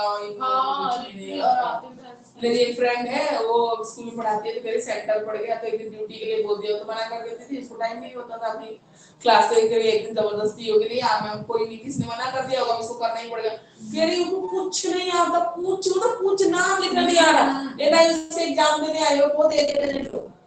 हां ऐसे अब फिर चीटिंग भी चल रही थी, 500 रुपए दो तो पेपर लिख के दे दो। अरे हाँ वो एजेंट थी, पैसे वैसे तो थे ही ना, तो मैंने 500 ले लो मेरा पेपर लिख दो, तो कोई लिख भी दे रहा था एक दूसरे का जिसको आता था, तो अपना लिख लिया दूसरे का 500 लेके दूसरे का भी लिख। उनका पेपर बहुत शॉर्ट से यार वो भी नहीं आता, वो भी नहीं आता, कुछ नहीं आता। फिर केवीएस स्कूल है, एक या 2 पेज का ही इंग्लिश का चैप्टर था उनका, और वो भी इतनी इजी लैंग्वेज, पेपर भी इतना आसान करे फिर भी नहीं आ रहा लिखने, मतलब पढ़ा हुआ तो पता होगा उसको, फिर कुछ नहीं आ रहा लिखने। ऐसा डिग्री क्या फायदा? अरे देखो वो क्या होता है, कोई जॉब कर रहा होगा है ना, 8 पास करके ऐसे जॉब कर रहा होगा, अब क्या होता है डिग्री की चाहिए होती प्रमोशन के लिए, जैसे 10 तक किसी ने एक छोटी जॉब नहीं होती छूट जाती, 10 तक पास में लगा होगा सालों से, अब प्रमोशन अटकी पड़ेगी कि भाई आप 12 तक आपको कम से कम चाहिए, तो वो क्या करते हैं ऐसे पैसे वैसे देके कर लेते हैं कि प्रमोशन में हेल्प हो जाती, कहा सको सीवा 12 पास, तो इस तरह करते हैं और कुछ नहीं।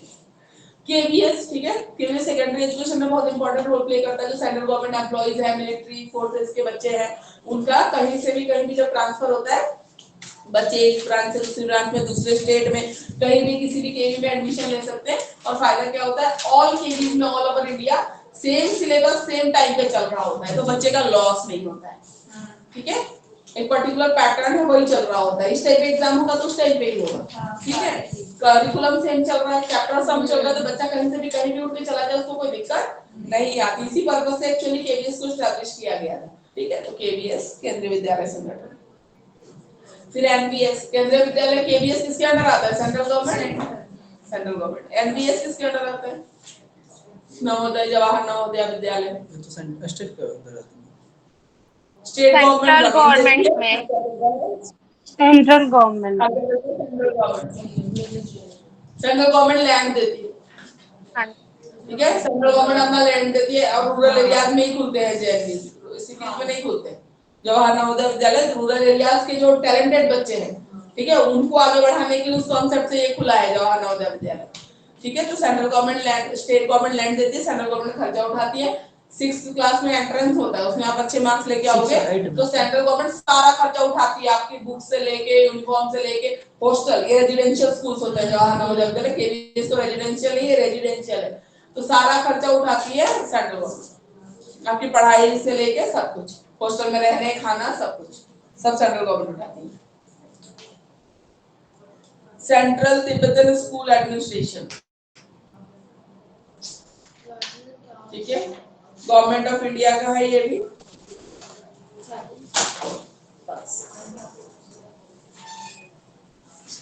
तिब्बत के बच्चों को, ठीक है, Tibetan children living in India, ठीक है, तो उनके लिए ये खोला गया था स्कूल।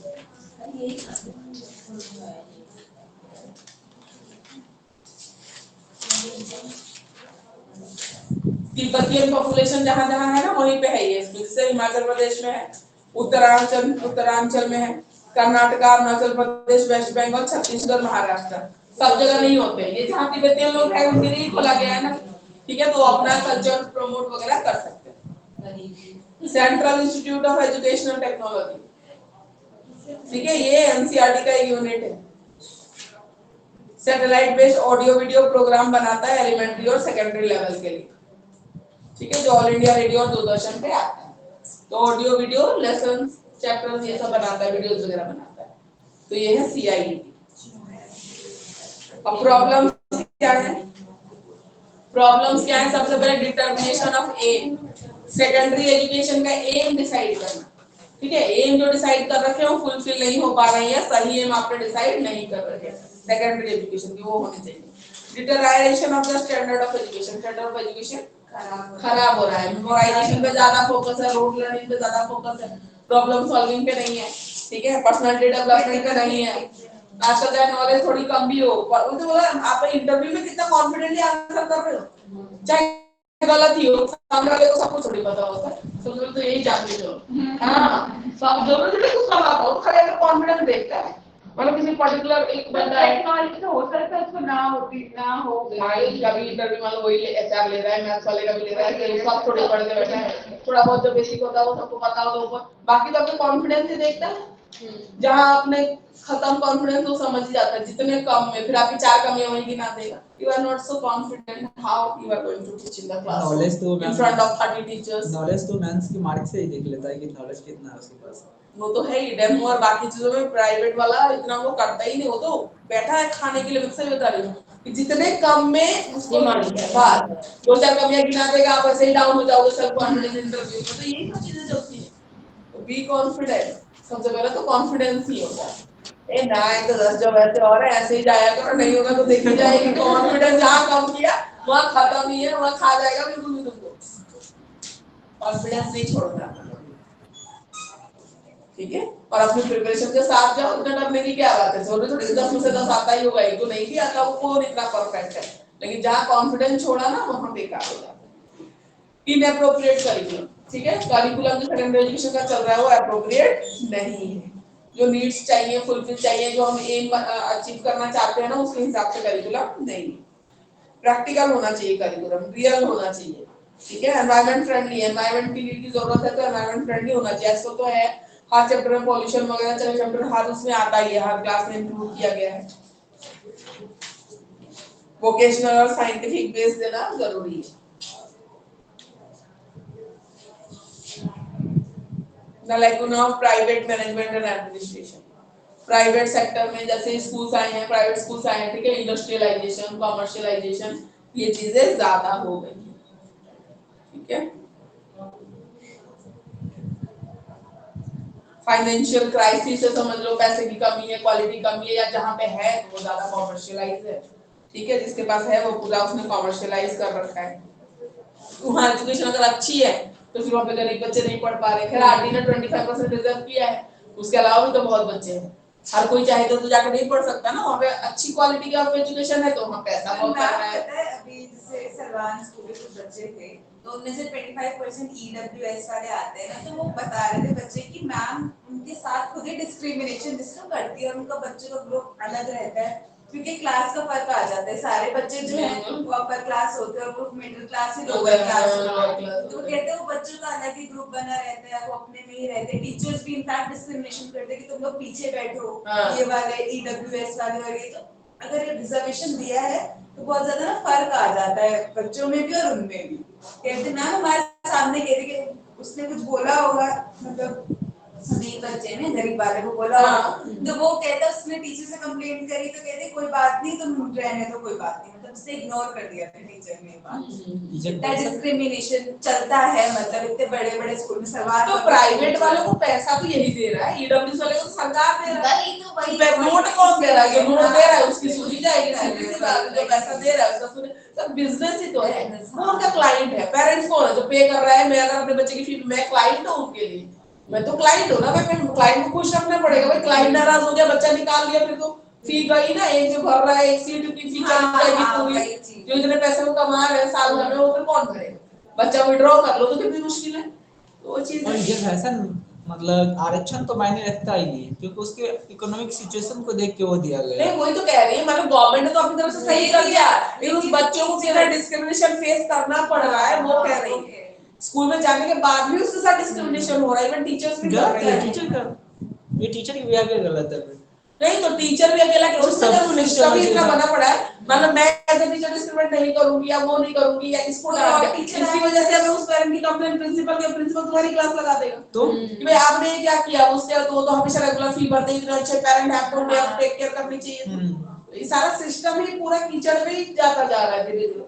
तो उसमें अब सर्वाइव करने के लिए तो पूरा वही क्या वो पिग बनना पड़ेगा उस कीचड़ में सर्वाइव करने के लिए। नॉर्मल तो कैसे कोई सर्वाइव करेगा, तो वो वाली हालत होती जा रही है।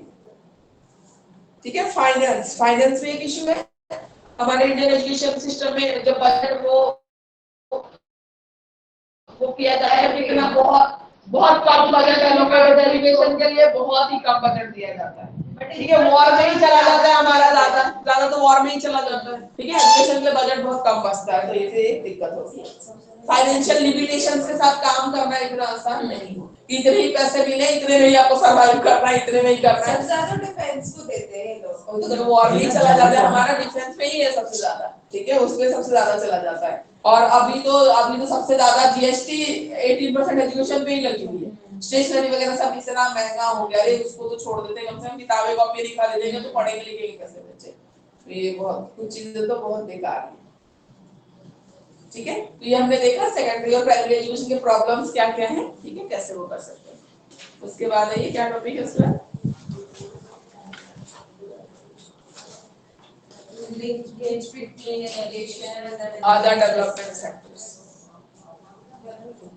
उसके बाद टीचर एजुकेशन दे रखा है।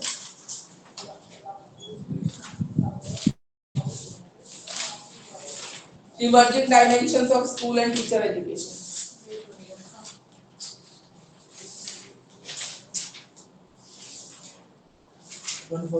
टीचर एजुकेशन देख लेते हो, उसके बाद आएंगे बात। स्ट्रक्चर टीचर एजुकेशन करना ही है ना, तो जस्ट उसके लिए चाहिए दे रखा है, चलो वही कर लेते हैं। Emerging dimensions of school. Describe structure of teacher education in India. What are the challenges of teacher education? Give the suggestion for improvement. Teacher education. 152.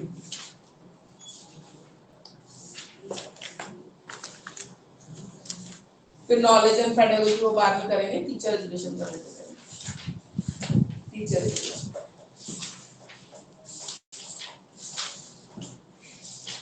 AIIMS and objectives of teacher education.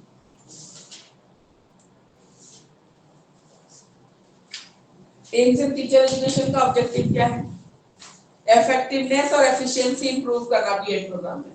ठीक है, उसके बाद providing instructions in particular courses of study in BEd, restructuring the existing curriculum of teacher education program complete.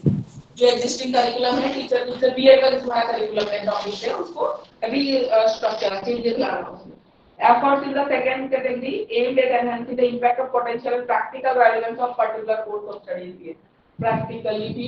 ठीक है, जो चीजें अभी जैसे तुम लोग तो बैठे बैठे एग्जाम दे रहे हो, ठीक है ना, तो प्रैक्टिकली कराना, रियल टीचिंग में जाने से पहले आप वो जो कराते हैं टीचर ट्रेनिंग कराते हैं 40 डेज की, ठीक है, स्कूलों में जाके पढ़ाना, ये सब भी होना चाहिए। नेशनल सिस्टम ऑफ टीचर आते हैं ना, यहाँ पे तो नहीं करवाते। भेजते हैं ना, तो लोग गए भेजते हैं, जिसको जाना होता है जाता है।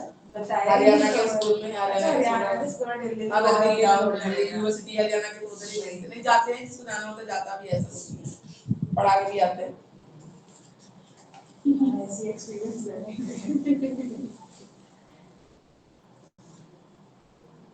National system of teacher education based on India's cultural ethics, its unity, diversity, with change and continuity. Teacher education देखो B.Ed courses में भी ना सब स्टेट का अलग अलग थोड़ा थोड़ा ठीक है कुछ वो आता है चेंज आता है तो national system of teacher education ठीक है अगर मान लो ऑल ओवर इंडिया में अगर सारे B.Ed है ना तो सब एक जैसे क्वालिफाइड हो एक जैसे एफिशिएंट हो नॉलेज हो अब कहीं तो क्लास चल रही है तो हमारा टीचर पढ़ रहा है जो B.Ed कर रहा है कहीं पे क्लास ही नहीं चल रही है कहीं कैसे तुम लोग ऐसे पढ़ तो रहे हो एग्जाम दे रहे हो कहीं पे ऐसा नहीं है कि क्लासेस ही नहीं चल रही है किसी का डिग्री मिल रही है तो उसका नॉलेज और आपका नॉलेज और किसी और का नॉलेज और जो पूरा रेगुलर पढ़ा जिसने उसका नॉलेज सब वैरी कर रहा है ना तो नेशनल सिस्टम जो सब इक्वली क्वालिफाइड हो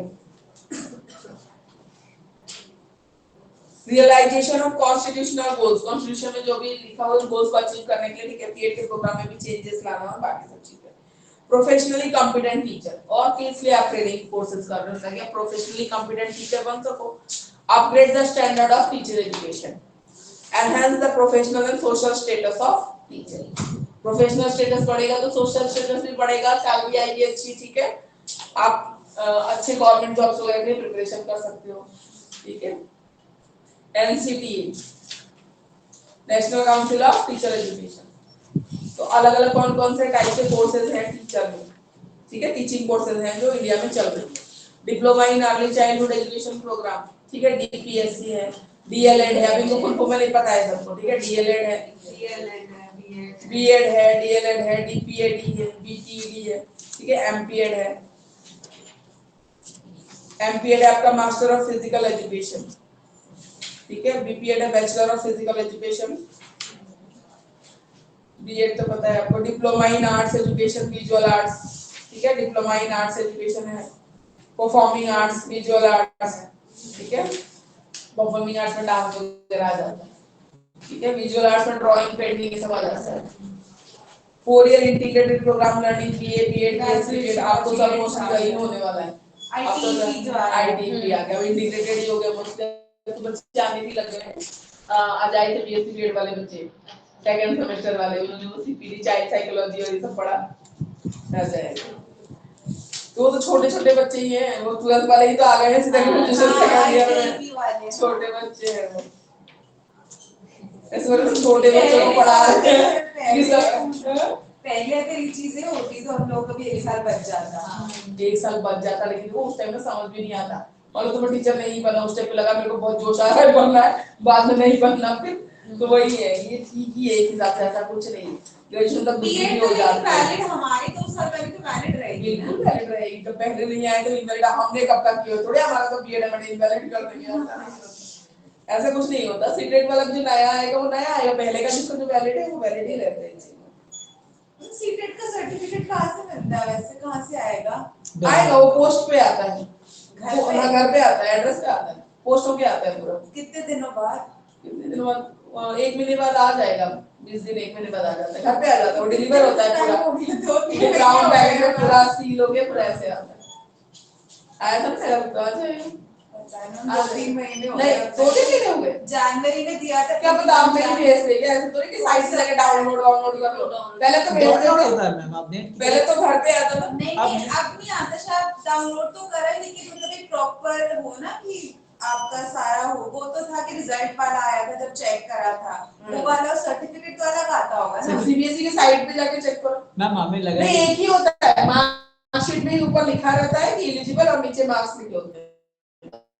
जैसे एक ही होता है। इसी नेट का मतलब एग्जाम क्वालीफाई करने के बाद सर्टिफिकेट मिलते हैं ना तो डाउनलोड करना पड़ता है उसमें भी अरे सीटेट तो मैं घर पे भेजते थे मेरा तो आप घर पे घर पे मिल जाएगा तो आप डाउनलोड ही होगा हां तो वही तो अभी इतना तो खर्चा कौन करेगा सीबीएसई ऐसे ही कंगाल हो रहा है तो है नहीं कर सकता सीबीएसई को तो बजट ही नहीं रहता किसी भी चीज के लिए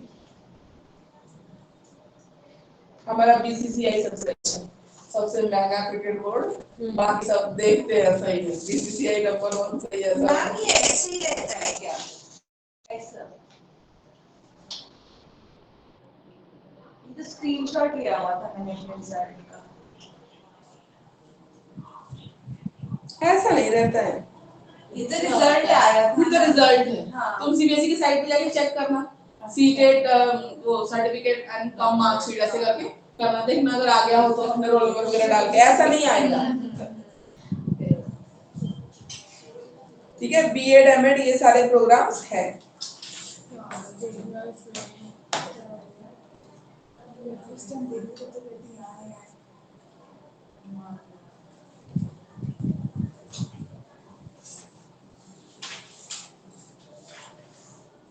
उसके बाद है आपका टॉपिक है ना teacher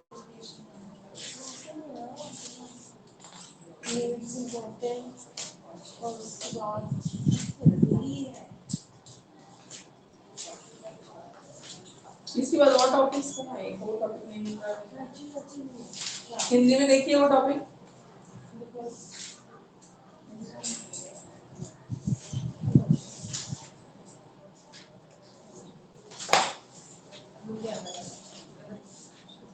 linkage between education and other development sectors, ये कहाँ है?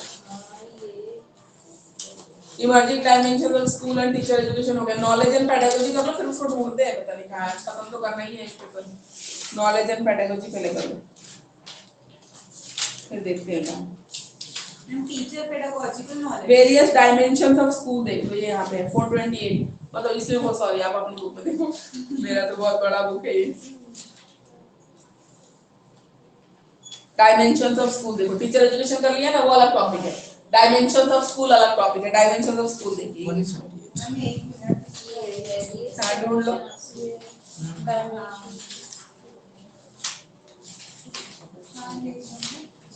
100 में सेफ्टी वगैरह वाले। हाँ हाँ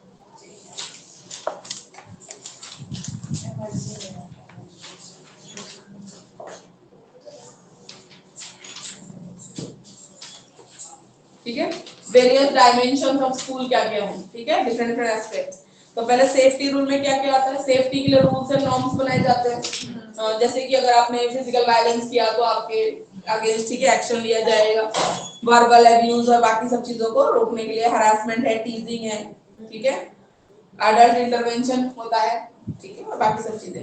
sense of physical security, physical harm से बच्चे सिक्योर फील करने चाहिए आपके school. Sense of social emotional security, verbal abuse, टीजिंग, exclusion, कोई किसी को छेड़ रहा है, ठीक है, वर्बली भी बहुत हार्म करता है। ऐसे जरूरी नहीं कि फिजिकल वायलेंस ही वायलेंस होता है, तुम बैठे बैठे वर्बली भी बहुत कोहराम मचा सकते हो, किसी को मेंटल टॉर्चर कर सकते हो, ठीक है। तो सेफ्टी हर चीज से।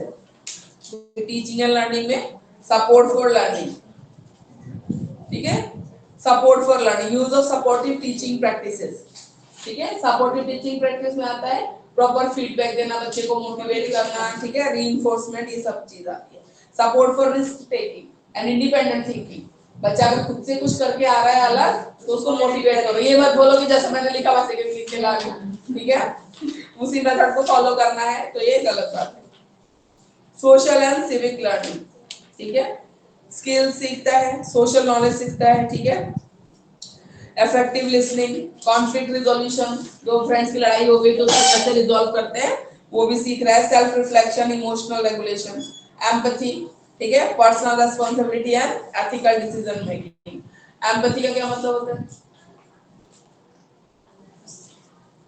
उसकी प्रॉब्लम को understand understand, to understand someone's problem, to show love and affection, ठीक है, एम्पैथी उसको बोलते हैं। इंटरपर्सनल रिलेशनशिप में रेस्पेक्ट फॉर डाइवर्सिटी, ठीक है, रेस्पेक्ट फॉर डाइवर्सिटी में एक स्टूडेंट दूसरे से अलग है, मान लो कोई हो सकता है फिजिकल हैंडीकैप वाला बच्चा भी है तो बाकी क्लासमेट्स उसको रेस्पेक्ट पे करें, ठीक है, उसके लिए एम्पैथी शो करना, ठीक है, उसको एक्सेप्ट करना कि diversity is also accepted. Adult student, ठीक है, एडल्ट एडल्ट के बीच में and overall norms for tolerance, ठीक है, टॉलरेंस, सहानुभूति में सहानुभूति, ठीक है, सोशल सपोर्ट एडल्ट्स, ठीक है, adult relationship for ma'am students. हाँ हेलो मैम, हिंदी की बुक में कौन सा टॉपिक है, कुछ समझ में नहीं आ रहा। 138 dimensions of school, ma'am English में इंग्लिश में 428, this is not the page number, आप बताओ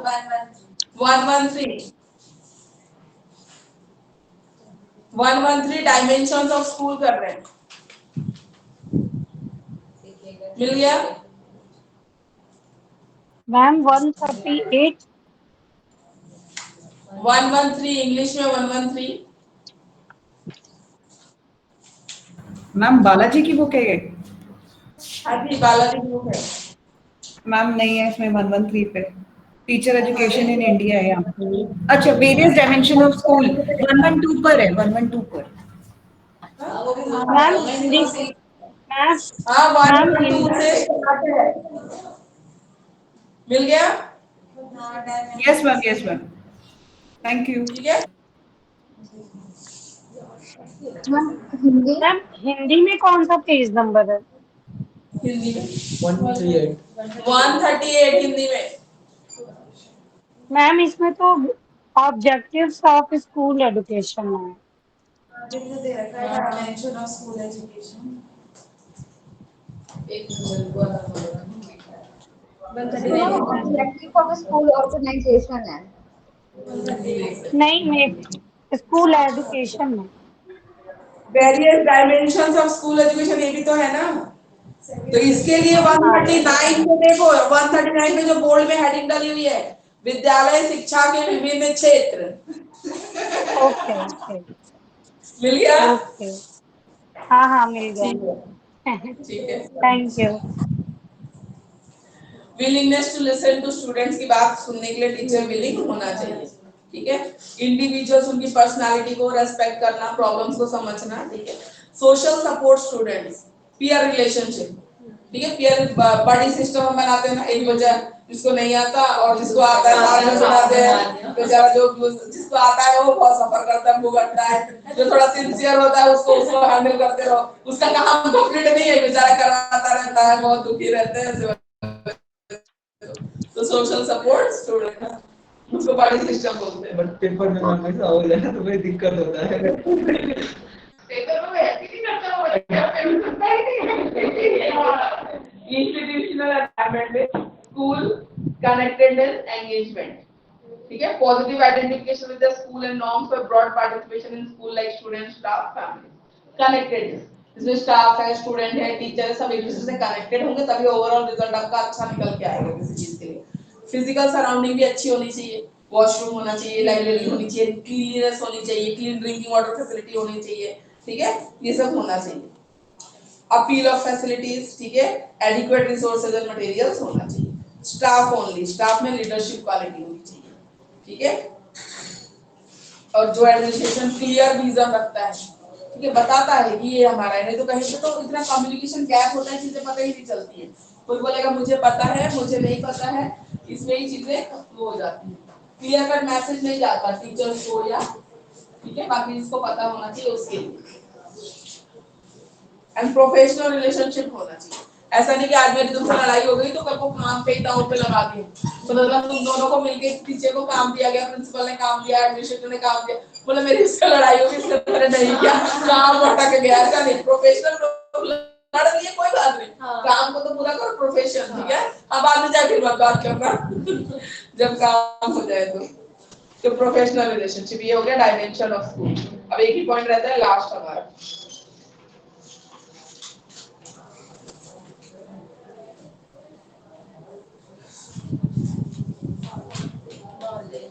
नॉलेज एंड पेडागोजी। बस खत्म है। ठीक है, एक बार आप ढूंढिए, मैं थोड़ी चाय पी लूं। ठीक है, knowledge and pedagogy last topic रहता है। 156 में नॉलेज है, प्लस पेडागोजी का वाला हिंदी में, एंड 160 पे मेरे को मिल गया इस बार।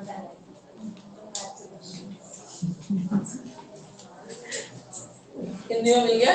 हाँ। पेज में बताना। 156 हिंदी में 156 पे है। एक बार आप जी लोग मैम। रेडी रहिए। ठीक है, 156 उसके बाद ही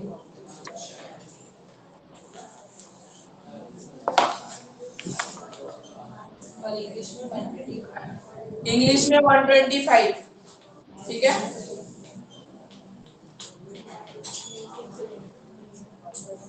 ये तो प्रोग्राम शॉर्ट में है ना? हाँ,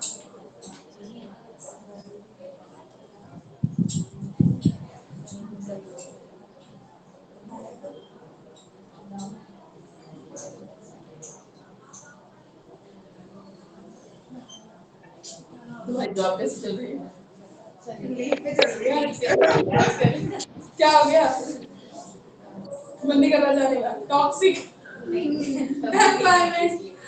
क्या हुआ? यूजर्स का फायदा डाले असाइनमेंट करना फाइल्स ना स्टार्ट ये बड़ी फाइल सेकंड ईयर में 168 पेजेस है। ये देखो, ये साल में एक बार करते थे, रोज देता है। हमारे बीएड में तो हम फाइल ही बना के परेशान हो गए। इतने रहते थे, रोज हम इतने बड़े बड़े चार्ट पेपर बैच में भी नहीं आता था, उसको ढो के ले जाते थे। रोज का था, रोज आज ये बना लो, कल वो बना लो, रोज साल में बनाए हैं। जितना मैं लिखती हूँ उसका स्क्रॉल कर लेती यार, इतने और लिखने इतने और लिखने इतने और या तो आप लोगों को डमी देते, देख देख के लिखना है, हमें तो फिर अपने आप ही लिखना है। हम तो सारा अपने आप ही लिखते थे। बुक ले लेके बैठे रहते थे 6 to 8 की 10 की, उसमें टॉपिक ले लेके लेसन का, कभी माइक्रो बना रहे हैं, कभी मेगा बना रहे हैं, ये कर रहे हैं माइक्रो सारे। मेगा एंड डिस्कशन वाला, फिर उसका प्रैक्टिस वाला, फिर सेकंड डिस्कशन वाला, फिर माइक्रो के सेशन चल रहे हैं, उसमें अलग पढ़ाने के लिए पढ़ के आ रहे हैं, उधर पीछे बैठ के नंबर दिए जा रहे हैं, दूसरों को भी दे रहे हैं, खुद के भी नंबर ले रहे हैं। Excuse me ma'am, yes.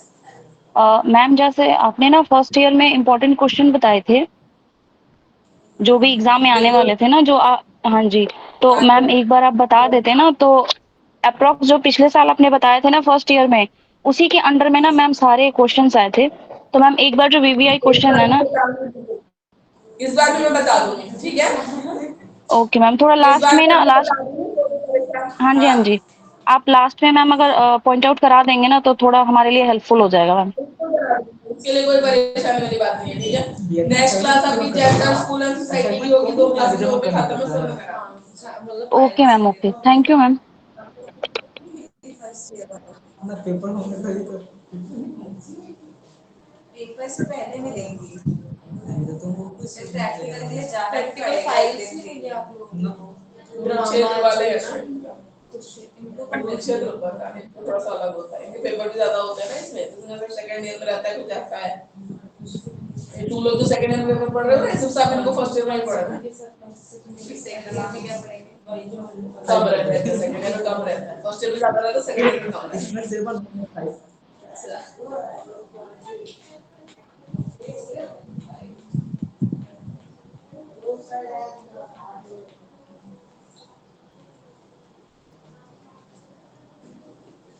तो मैम जैसे पूछना चाह रहे थे, जैसे शुरू से हम बीएड कर रहे हैं, और अगर मेरा बीएड होने के बाद जो है सो अगर नेट क्वालिफाई होगा तो हम फिर पीएचडी तो यहाँ से कर सकते हैं ना खुद से, तो माइग्रेशन तो नहीं निकालना पड़ेगा मुझे।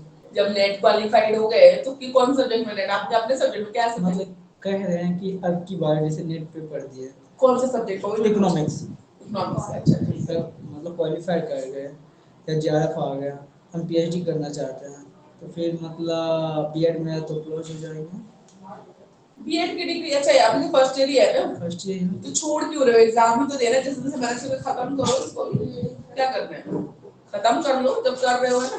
तो मास्टर्स आपने इको में की होगी फिर, हिंदी मीडियम था ऑनर्स, हाँ मास्टर्स, ग्रेजुएशन भी ऑनर्स ही है, रेगुलर किया था।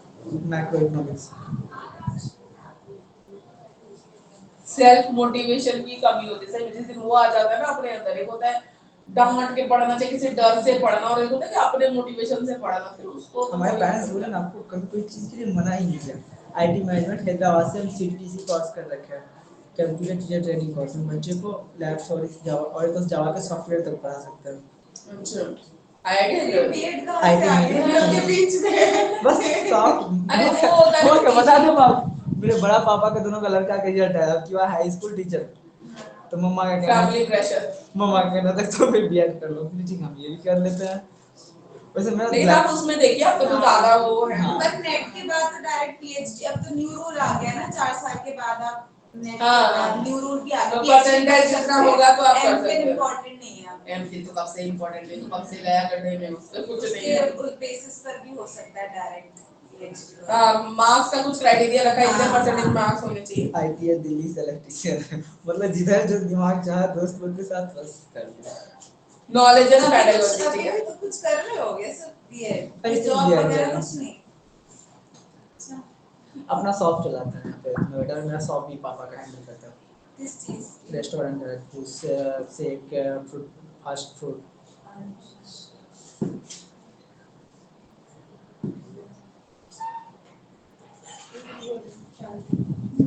सही से 125 बोला, मैं इतनी मोटी हूँ, पेपर भी अचीवमेंट है 125। यार मेरा तो अलग ही होगा, ढूंढना पड़ेगा। टीचर्स पेडागोजी है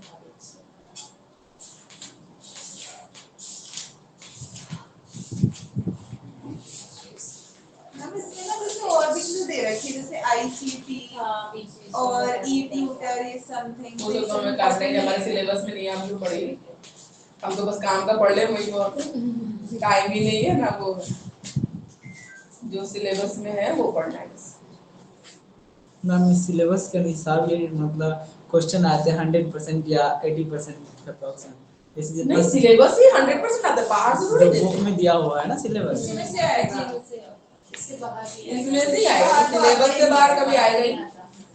ये है ना teachers pedagogical knowledge, discuss various elements of teacher pedagogical knowledge, यही है ना teachers pedagogical knowledge.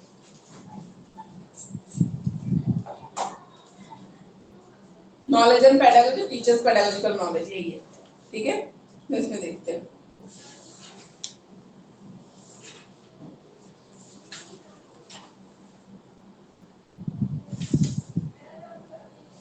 Teachers pedagogical knowledge में, ठीक है, एलिमेंट्स और इंप्लीकेशन एक है, ये देखिए।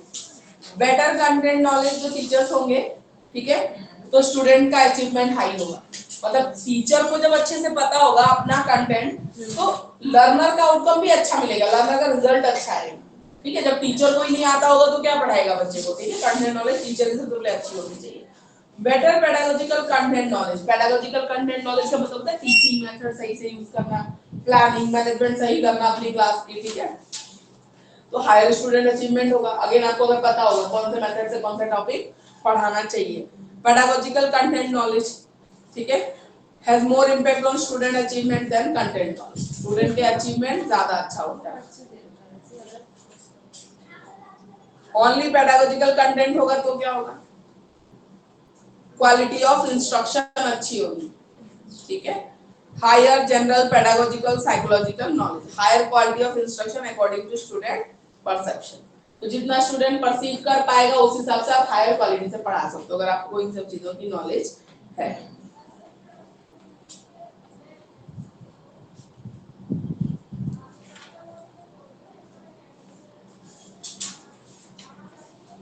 तो इसमें देखो पेडागोजिकल नॉलेज में मैं ओवरऑल ही पढ़ा दूंगा, इसमें तो अलग-अलग पढ़ाएंगे क्या है। टीचर्स नॉलेज कैसे कैसे काम करते हैं, पहले एक तो देखो क्लासरूम में जाने से पहले जो आप प्लानिंग कर रहे हो उसमें भी कहीं ना कहीं आपको पेडागोजिकल नॉलेज, बाकी मेथड की नॉलेज, सब कुछ नॉलेज होनी पड़ती है। 40 मिनट्स की क्लास में कितना कंटेंट पढ़ाना है, कौन से मेथड से पढ़ाना है, कौन से टीचिंग एड्स यूज करना है। इवन मैं हमेशा बोलती हूँ आपको एक चार्ट भी दिखाना है क्लास में। आपका वो टॉपिक मान लो थर्ड है, ठीक है, एक है दो टॉपिक है, थर्ड वाले टॉपिक का चार्ट है। आपने जाते ही क्लास में चार्ट टांग दिया ना कि मैम कितना सुंदर बना के लाई है, बच्चे को फर्स्ट सेकंड समझेंगे, अरे देखिए इसमें ये है, ये बना, वो बना, वो आपस में ही लग जाएंगे डिस्कशन में। तो मैनेजमेंट ये भी कहता है कि थर्ड टॉपिक में अगर चार्ट है ना, थर्ड टॉपिक शुरू करने से पहले ही उसको टांगो। हाँ, नहीं तो वो फर्स्ट सेकंड का है तुम्हारा, कोई नहीं सुनने वाला, वो सारा ध्यान इसी पे होगा। मैम ने अच्छा बनाया तो तारीफें कर रहे होंगे, बुरा बनाया तो मैम ने टेढ़ा लिख दिया, यही कर रहे होंगे पीछे बैठ के, देखो मैम ने कैसे लिख दिया, मैम ने कैसे बना दिया, यही करते रहेंगे, ठीक है। तो ये सब चीज है। तो मैनेजमेंट प्रॉपर वही कहलाता है कि पूरा सब कुछ माइक्रो लेवल की प्लानिंग होनी चाहिए, माइक्रो लेवल की प्लानिंग, मिस मैनेजमेंट नहीं होना चाहिए, ठीक है। तो ये प्री, फिर क्लास में जाके आपको क्लासरूम सेटअप पहले करना होता है, ठीक है। जो स्पेक्स वाले बच्चे हो, बाद में ये ना बोले कि मैम मुझे तो दिखाई नहीं, तो मैंने लिखा ही नहीं, उसका क्लास वर्क इनकम्प्लीट रह गया, फिर आपको डांट पड़नी है कि बच्चा स्कूल जा रहा है फिर उसका काम कैसे नहीं हो रहा है, बहुत सी चीजें होती हैं। तो क्लासरूम मैनेजमेंट, फिर जो बात करने वाले बच्चे पर तो उनको अलग कर देंगे, हां, सबसे पहला काम पूरी क्लास डिस्टर्ब करके रख देंगे, क्या फायदा है, ठीक है। उनको पता ही होता है आपको जो दो शरारती बच्चे होंगे, चार शरारती बच्चे साथ में ही बैठे रहते हैं, उन सबको तो पहले चार कॉर्नर्स में बिठा दो अलग-अलग, ठीक है। तो क्लासरूम मैनेजमेंट इसमें होता है। फिर अपने कंटेंट को कितना प्रेजेंट करना है, किस तरीके से प्रेजेंट करना है। हम लोग ना हमसे इजी टू कॉम्प्लेक्स होता है, इजी टू डिफिकल्ट जाते हैं, लॉट्स ऑफ एग्जांपल्स के साथ समझाते हैं, ठीक है। इंडक्टिव मेथड ले रहे हो, डिडक्टिव ले रहे हो, डिपेंड्स अपॉन द कंटेंट, ठीक है। कौन सा टॉपिक पढ़ा रहे हो, उसमें कौन सा ज्यादा सुटेबल रहेगा, तो उस हिसाब से उसको करना होता है, ठीक है। तो ये डिफरेंट पेडागोजिकल कंपोनेंट्स में नॉलेज ऑफ क्लासरूम मैनेजमेंट जरूरी होती है, ठीक है। अब जैसे मैंने एग्जांपल दिया आपको, quantity of instructional time handling classroom event, teaching at a study pace, कहीं तो आप बहुत फास्ट पढ़ा रहे हो, बेल लगने वाली जल्दी जल्दी मुझे खत्म करना है, पहले आप बहुत आराम से बेटा आपको समझ आया, फिर बच्चा लास्ट में 10 मिनट बच्चा कह रहा है मैम मुझे नहीं समझ में आया, सिट डाउन बाद में कल समझाऊंगी, आज टाइम नहीं है, ऐसा नहीं होना चाहिए। एक पेस आपका मेंटेन होना चाहिए थ्रू आउट द क्लास, ठीक है। पहले तो मैं एक से मैं पूछ रही हूँ, बाद में जो बोल भी रहा नहीं समझ उसका भी सुनने का मेरे पास टाइम नहीं है, तो ऐसा नहीं होता है, ठीक है। क्लियर डायरेक्शंस इन लेसन्स, जो भी डायरेक्शन आप देते हो ना बच्चों को क्लियर कट डायरेक्शन होना चाहिए। Open your notebook, start writing, ठीक है। कोई वर्ड प्रॉब्लम है, मतलब बच्चा मैथ्स में क्या करते हैं 2 वर्ड लिखते हैं डॉट डॉट डॉट, तो वो भी आप बोलो, नहीं तो कुछ तो पागल में लिखेंगे ही नहीं, लिख के छोड़ देते हैं, मैथ्स क्वेश्चन ही नहीं लिखते, बहुत सारे ऐसे होते हैं। मेरा एक फ्रेंड था वो कभी नहीं लिखता था, हमेशा पिटता था, आप पिटती थी मैं आप क्या करें, लिखता ही नहीं था। मैं मुझे 2 वर्ड तो लिखो, डॉट डॉट लगा के लिख पाई नहीं था, क्वेश्चन मार्क बहुत पिटता था, लिखता ही नहीं था, 2 वर्ड भी नहीं लिखेगा, तो फिर कैसे मैं 2 वर्ड तो लिखो, जब पढ़ोगे पता तो चलेगा कहां लिखे है। ऐसा टीचिंग मेथड्स की नॉलेज होनी चाहिए, ठीक है। वेरियस टीचिंग मेथड्स में कमांड भी होना चाहिए, क्योंकि सब पे सेम टीचिंग मेथड तो नहीं चलेगा, ठीक है, तो कमांड होनी चाहिए। नॉलेज ऑफ क्लासरूम असेसमेंट भी होना चाहिए, असेसमेंट कैसे लेना है, ओरल लेना है, रिटन लेना है, किस टाइप से असेसमेंट करनी है, ठीक है। समेटिव असेसमेंट कब लेना है, फॉर्मेटिव कब लेना है, कितने चैप्टर्स का लेना है, ये सारी चीजें होनी चाहिए। एडेप्टिविटी में dealing with heterogeneous learning groups in the classroom, obviously heterogeneous group होता है अलग-अलग बच्चों का, इंटेलिजेंट बच्चों का, बिलो एवरेज का, हर तरीके का बच्चा अपनी क्लासरूम में होता है, तो उसको डील करने का तरीका आना चाहिए। अब टीचर की नॉलेज कैसे काम करती है क्लासरूम में, बताइए आप लोग अपना एक्सपीरियंस बताओ। ये सब चीजों की नॉलेज आपको है, पेडागोजी की नॉलेज है, तो अब क्लासरूम टीचिंग में कैसे हेल्पफुल रहेगा, बताओ आप लोग पढ़ाई में। जैसे ये सारी नॉलेज है आपको क्लासरूम मैनेजमेंट की, या टीचिंग मेथड की, असेसमेंट की, तो कैसे हेल्पफुल रहेगा आपको क्लासरूम में टीचिंग के लिए, ये सारी नॉलेज होगी ना। बच्चे प्रॉपर्ली मैनेज रहेंगे, उनको ज्यादा अच्छा समझ आएगा, आउटपुट अच्छा रहेगा, ठीक है। टीचिंग मेथड्स वगैरह का नॉलेज होगा तो प्रॉपर मेथड तो समझ में आएगा अच्छे से, ठीक है, तो स्कोरिंग भी रहेगा, समझ में आएगा, तो असेसमेंट कर लोगे, प्रोडक्टिविटी ज्यादा आएगी, परफॉर्मेंस अच्छा रहेगा क्लास का, ठीक है। जब आप टेस्ट वगैरह लोगे तो बच्चे स्कोर भी करेंगे, समझ में आएगा तभी तो लिखेंगे, ठीक है। तो ये सब चीजें होती हैं। टाइम मैनेजमेंट अच्छा रहेगा मैम, क्लास में हम ज्यादा टाइम स्टडी को या एजुकेशन को दे पाएंगे। डिसीजन मेकिंग स्किल्स है वो भी अच्छी होनी चाहिए टीचर्स की, ठीक है। ग्रुप बनाने के लिए डिसीजन लेना पड़ रहा है ना, तो वो decision making as a teacher आप ही लोगे कि प्रिंसिपल से पूछने पहुंच जाओगे वो भी फिर पता चला अगले दिन तुमको एक बाहर कर रहे हैं कि आपकी क्लास का बच्चा ना, आपको ही नहीं पता कौन से बच्चे को किस ग्रुप में डालना है, ठीक है। तो ये टीचर्स का डिसीजन होता है, तो डिसीजन मेकिंग अच्छी होनी चाहिए, आपको पता होना चाहिए, ठीक है। कौन सा अबव एवरेज बच्चा है, बिलो एवरेज बच्चा है, क्रिएटिव है, इंटेलिजेंट है, उनका भी देखना चाहिए, ठीक है। कोई प्रोजेक्ट में मॉडल बनाना है, एक्सप्लेन भी करना है, तो क्रिएटिव बच्चा जो एक डालो, फिर रोते रह जाएंगे मैं हमारे ग्रुप में तो कोई नहीं, इसको आता नहीं, फिर बनाएगा कौन, आइडिया कौन देगा, ठीक है। तो ये सारी चीजें होती हैं।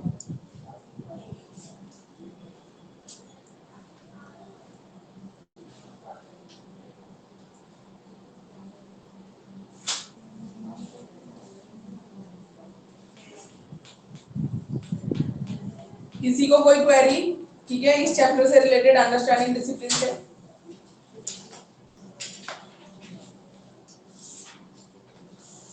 यहाँ पे सारे टॉपिक्स कंप्लीट होते हैं, किसी को कुछ पूछना है तो बताइए 4th बी में से।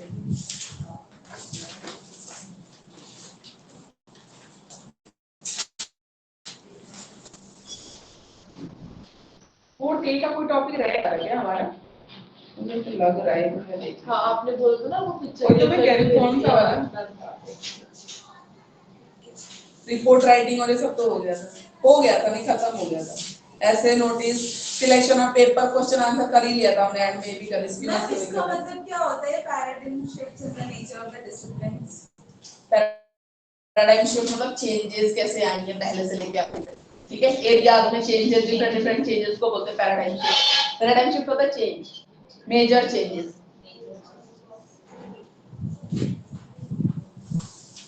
ऑनलाइन स्टूडेंट्स,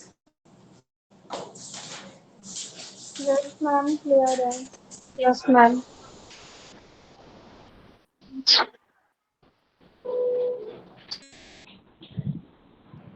yes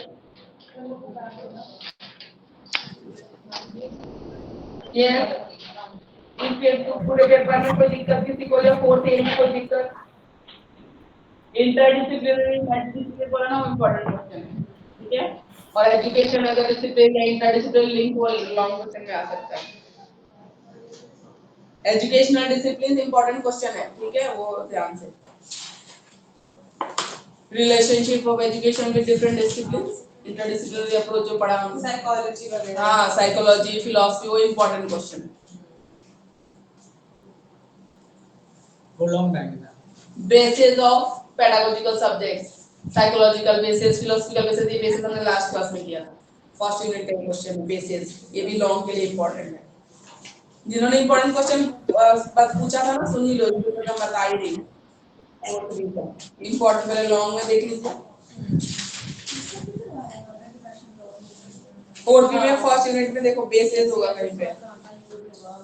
ये देखो history and origin of pedagogical subjects है ना, हाँ बेसिस है ये, फिलोसॉफिकल, सोशियोलॉजिकल, एजुकेशनल बेसिस।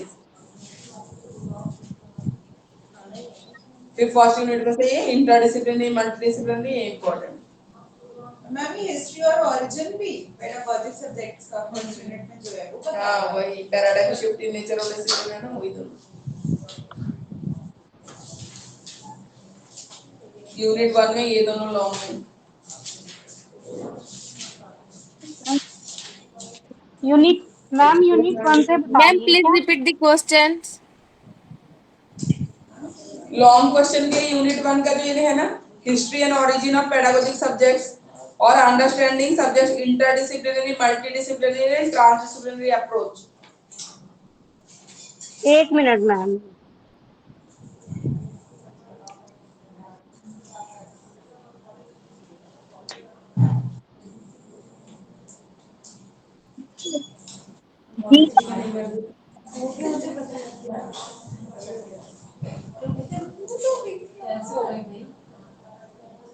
अच्छा, दो टॉपिक तो हमारे रहते हैं, अभी नीचे तो और भी है। Reconceptualism of learning resources, text book, workbook, multimedia, वो ये तो रही है हमारा। Monitoring and evaluation of school, चलो जल्दी करते। Monitoring and evaluation of school, अच्छा वो देख लिया।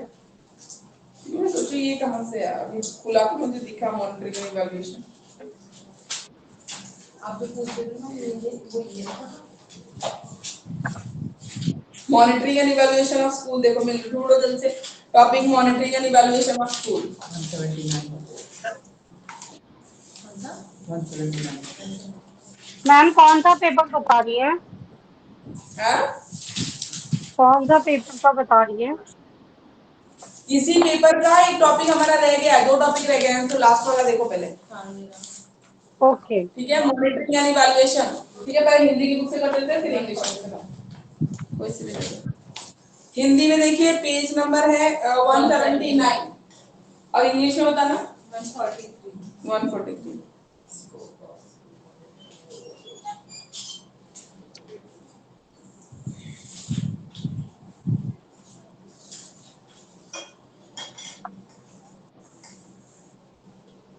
इवैल्यूएशन में, ठीक है, मॉनिटरिंग एंड इवैल्यूएशन में अलग अलग लेवल में इवैल्यूएशन आता है, ठीक है। मॉनिटरिंग भी अलग अलग, टीचर की मॉनिटरिंग, टीचर कैसे काम कर रहा है, फिर स्टूडेंट की मॉनिटरिंग, फिर इवैल्यूएशन में वही आ जाता है इवैल्यूएशन ऑफ स्टूडेंट, स्टूडेंट कैसा परफॉर्म कर रहा है, ठीक है। फिर प्रोसेस ऑफ टीचिंग के प्रोसेस इवैल्यूएट करते हैं कि टीचर्स कैसा पढ़ा रहे हैं, अगर अच्छा पढ़ा रहे होंगे तो स्कूल का रिजल्ट अच्छा आएगा, बच्चों की पर्सनालिटी में वो फर्क दिखेगा, ठीक है, नॉलेज में वो फर्क दिखेगा, डिफरेंस वो दिखता है।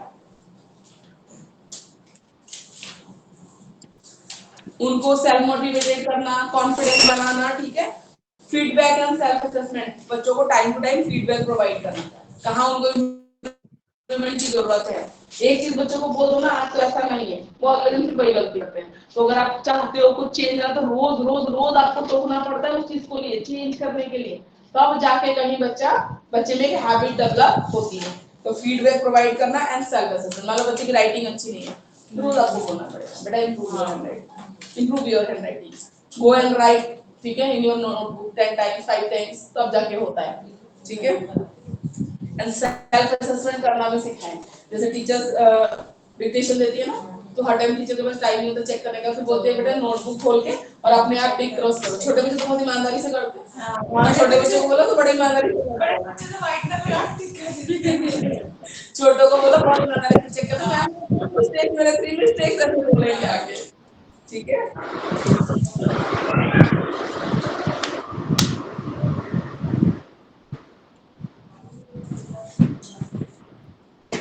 मैम मॉनिटरिंग में हमने स्टूडेंट इवैल्यूएशन असेसमेंट पूरा इवैल्यूएशन सब भर दिया, इसमें इनकी जरूरत नहीं है।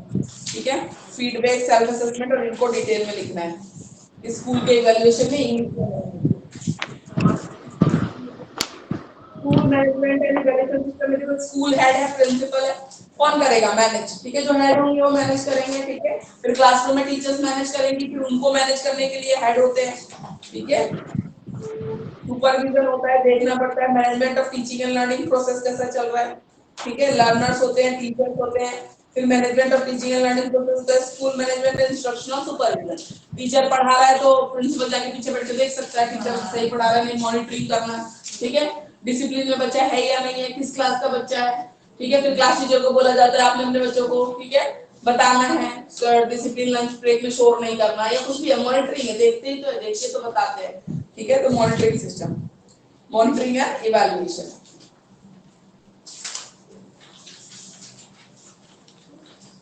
ऑब्जेक्टिव क्या है school monitoring and evaluation system की? ऑब्जेक्टिव क्या है? लर्नर का प्रोग्रेस चेक करना। ठीक है, आपके स्कूल में बच्चा पढ़ रहा है तो कितना प्रोग्रेस कर रहा है। Achievement of desired learning outcome, जितना आपने एक्सपेक्ट किया है उतना बच्चे को आ रहा है कि नहीं आ रहा है। Status of effectiveness of curriculum implementation, जो करिकुलम इंप्लीमेंट किया गया आपके स्कूल में, ठीक है, कितना इफेक्टिव है, ठीक है, कितना फायदा हो रहा है, कोई प्रॉब्लम तो नहीं है। ठीक है, quality of the teaching and learning process, क्या क्वालिटी है? एफिशिएंट मैनेजमेंट ऑफ, ठीक है, SIP implementation.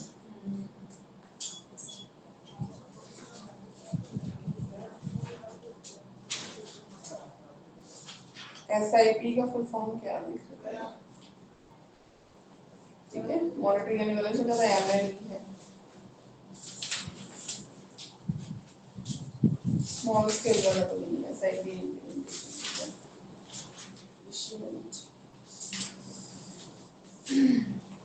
school stakeholders requirement expectations are informed about the progress of the implementation of the SIP on a timely manner।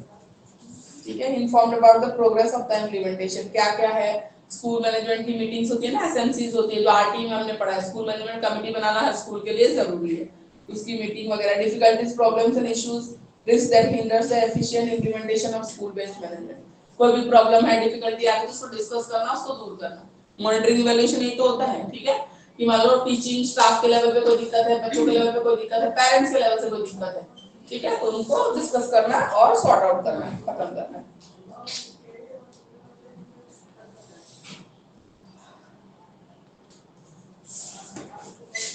तो ये कर लो क्या आप evaluation वाला?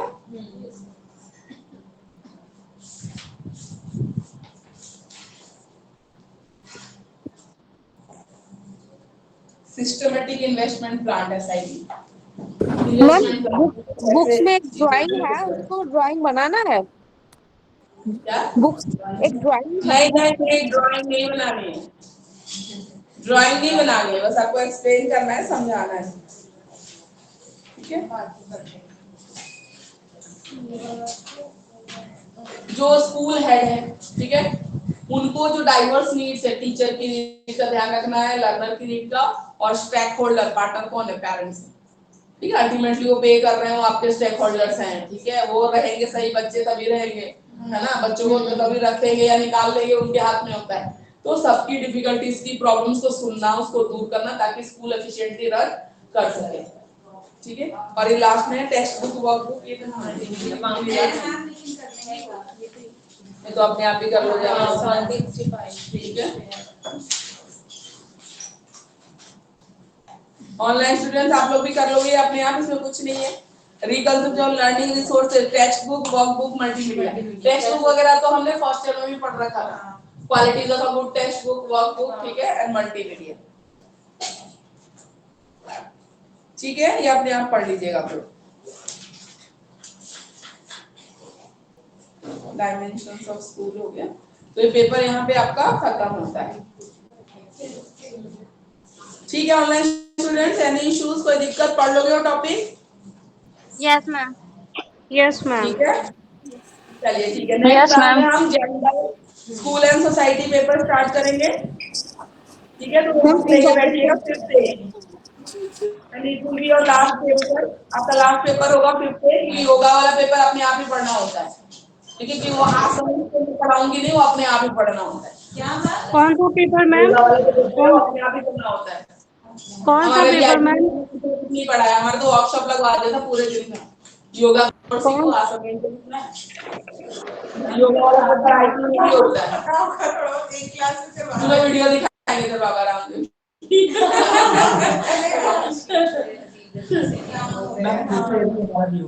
हाँ, जेंडर वो भी आपका है, वो देखिए। नेक्स्ट क्लास में 5th डे लेके आए। ठीक है, जेंडर स्कूल एंड सोसाइटी, ठीक है। हमारा भी था IT में, बाकी सब तो बहुत अच्छे से होता था, 9 to 4 की क्लासेस लगती थी, 3 to 1 क्लासेस, लेकिन योगा वाला पेपर तो हमें वर्कशॉप करा दिया था। तो मैं आप लोग कैसे योगा में योगा किया था, सब पीठ भी सब दुख कभी कुछ करो। हाँ, वो इतने दिन कब करते ही नहीं, तो दिन भर सुबह से बैठ के योगा ही कर रहे थे सारा दिन हम लोग। Excuse me, ma'am. फुल दिन यहाँ पे सब करवा Excuse दिया me, एक दिन ma'am. में, खत्म। Yes Ma'am, you were telling about the important questions. Yes, ma'am. Please tell. Important question अभी मैंने दो बताए ना आपको, ठीक है, बाकी नेक्स्ट क्लास में डिस्कस करते हैं। फर्स्ट दो बताइए। तो हिस्ट्री के फर्स्ट यूनिट का मैंने दो बता दिया आपको, सेकंड का हम डिस्कस करते हैं नेक्स्ट क्लास में, ठीक है। Okay, ma'am. Okay. ओके, कौन सा मैम कौन सा पेपर बता रही है? नेक्स्ट 5th डे करना है, जेंडर स्कूल एंड सोसाइटी, ठीक है। Okay gender ma'am. School and society के बाद हम इंपॉर्टेंट क्वेश्चन डिस्कस करेंगे, ओके ठीक है। ओके। मैम उसमें टॉपिक कम है तो दोनों बुक लेनी होगी ना फिर तो। क्या उसमें तो टॉपिक कम है तो एक दिन में पूरी बुक हो जाएगी। बेटा, आपकी वॉइस लाउड सुनाई नहीं दे रहा है,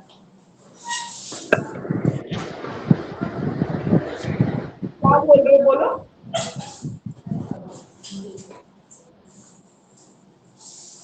क्या बोल रहे हो, नहीं सुनाई दे रहा, बी लाउड। सॉल्व हो गया मैम प्रॉब्लम।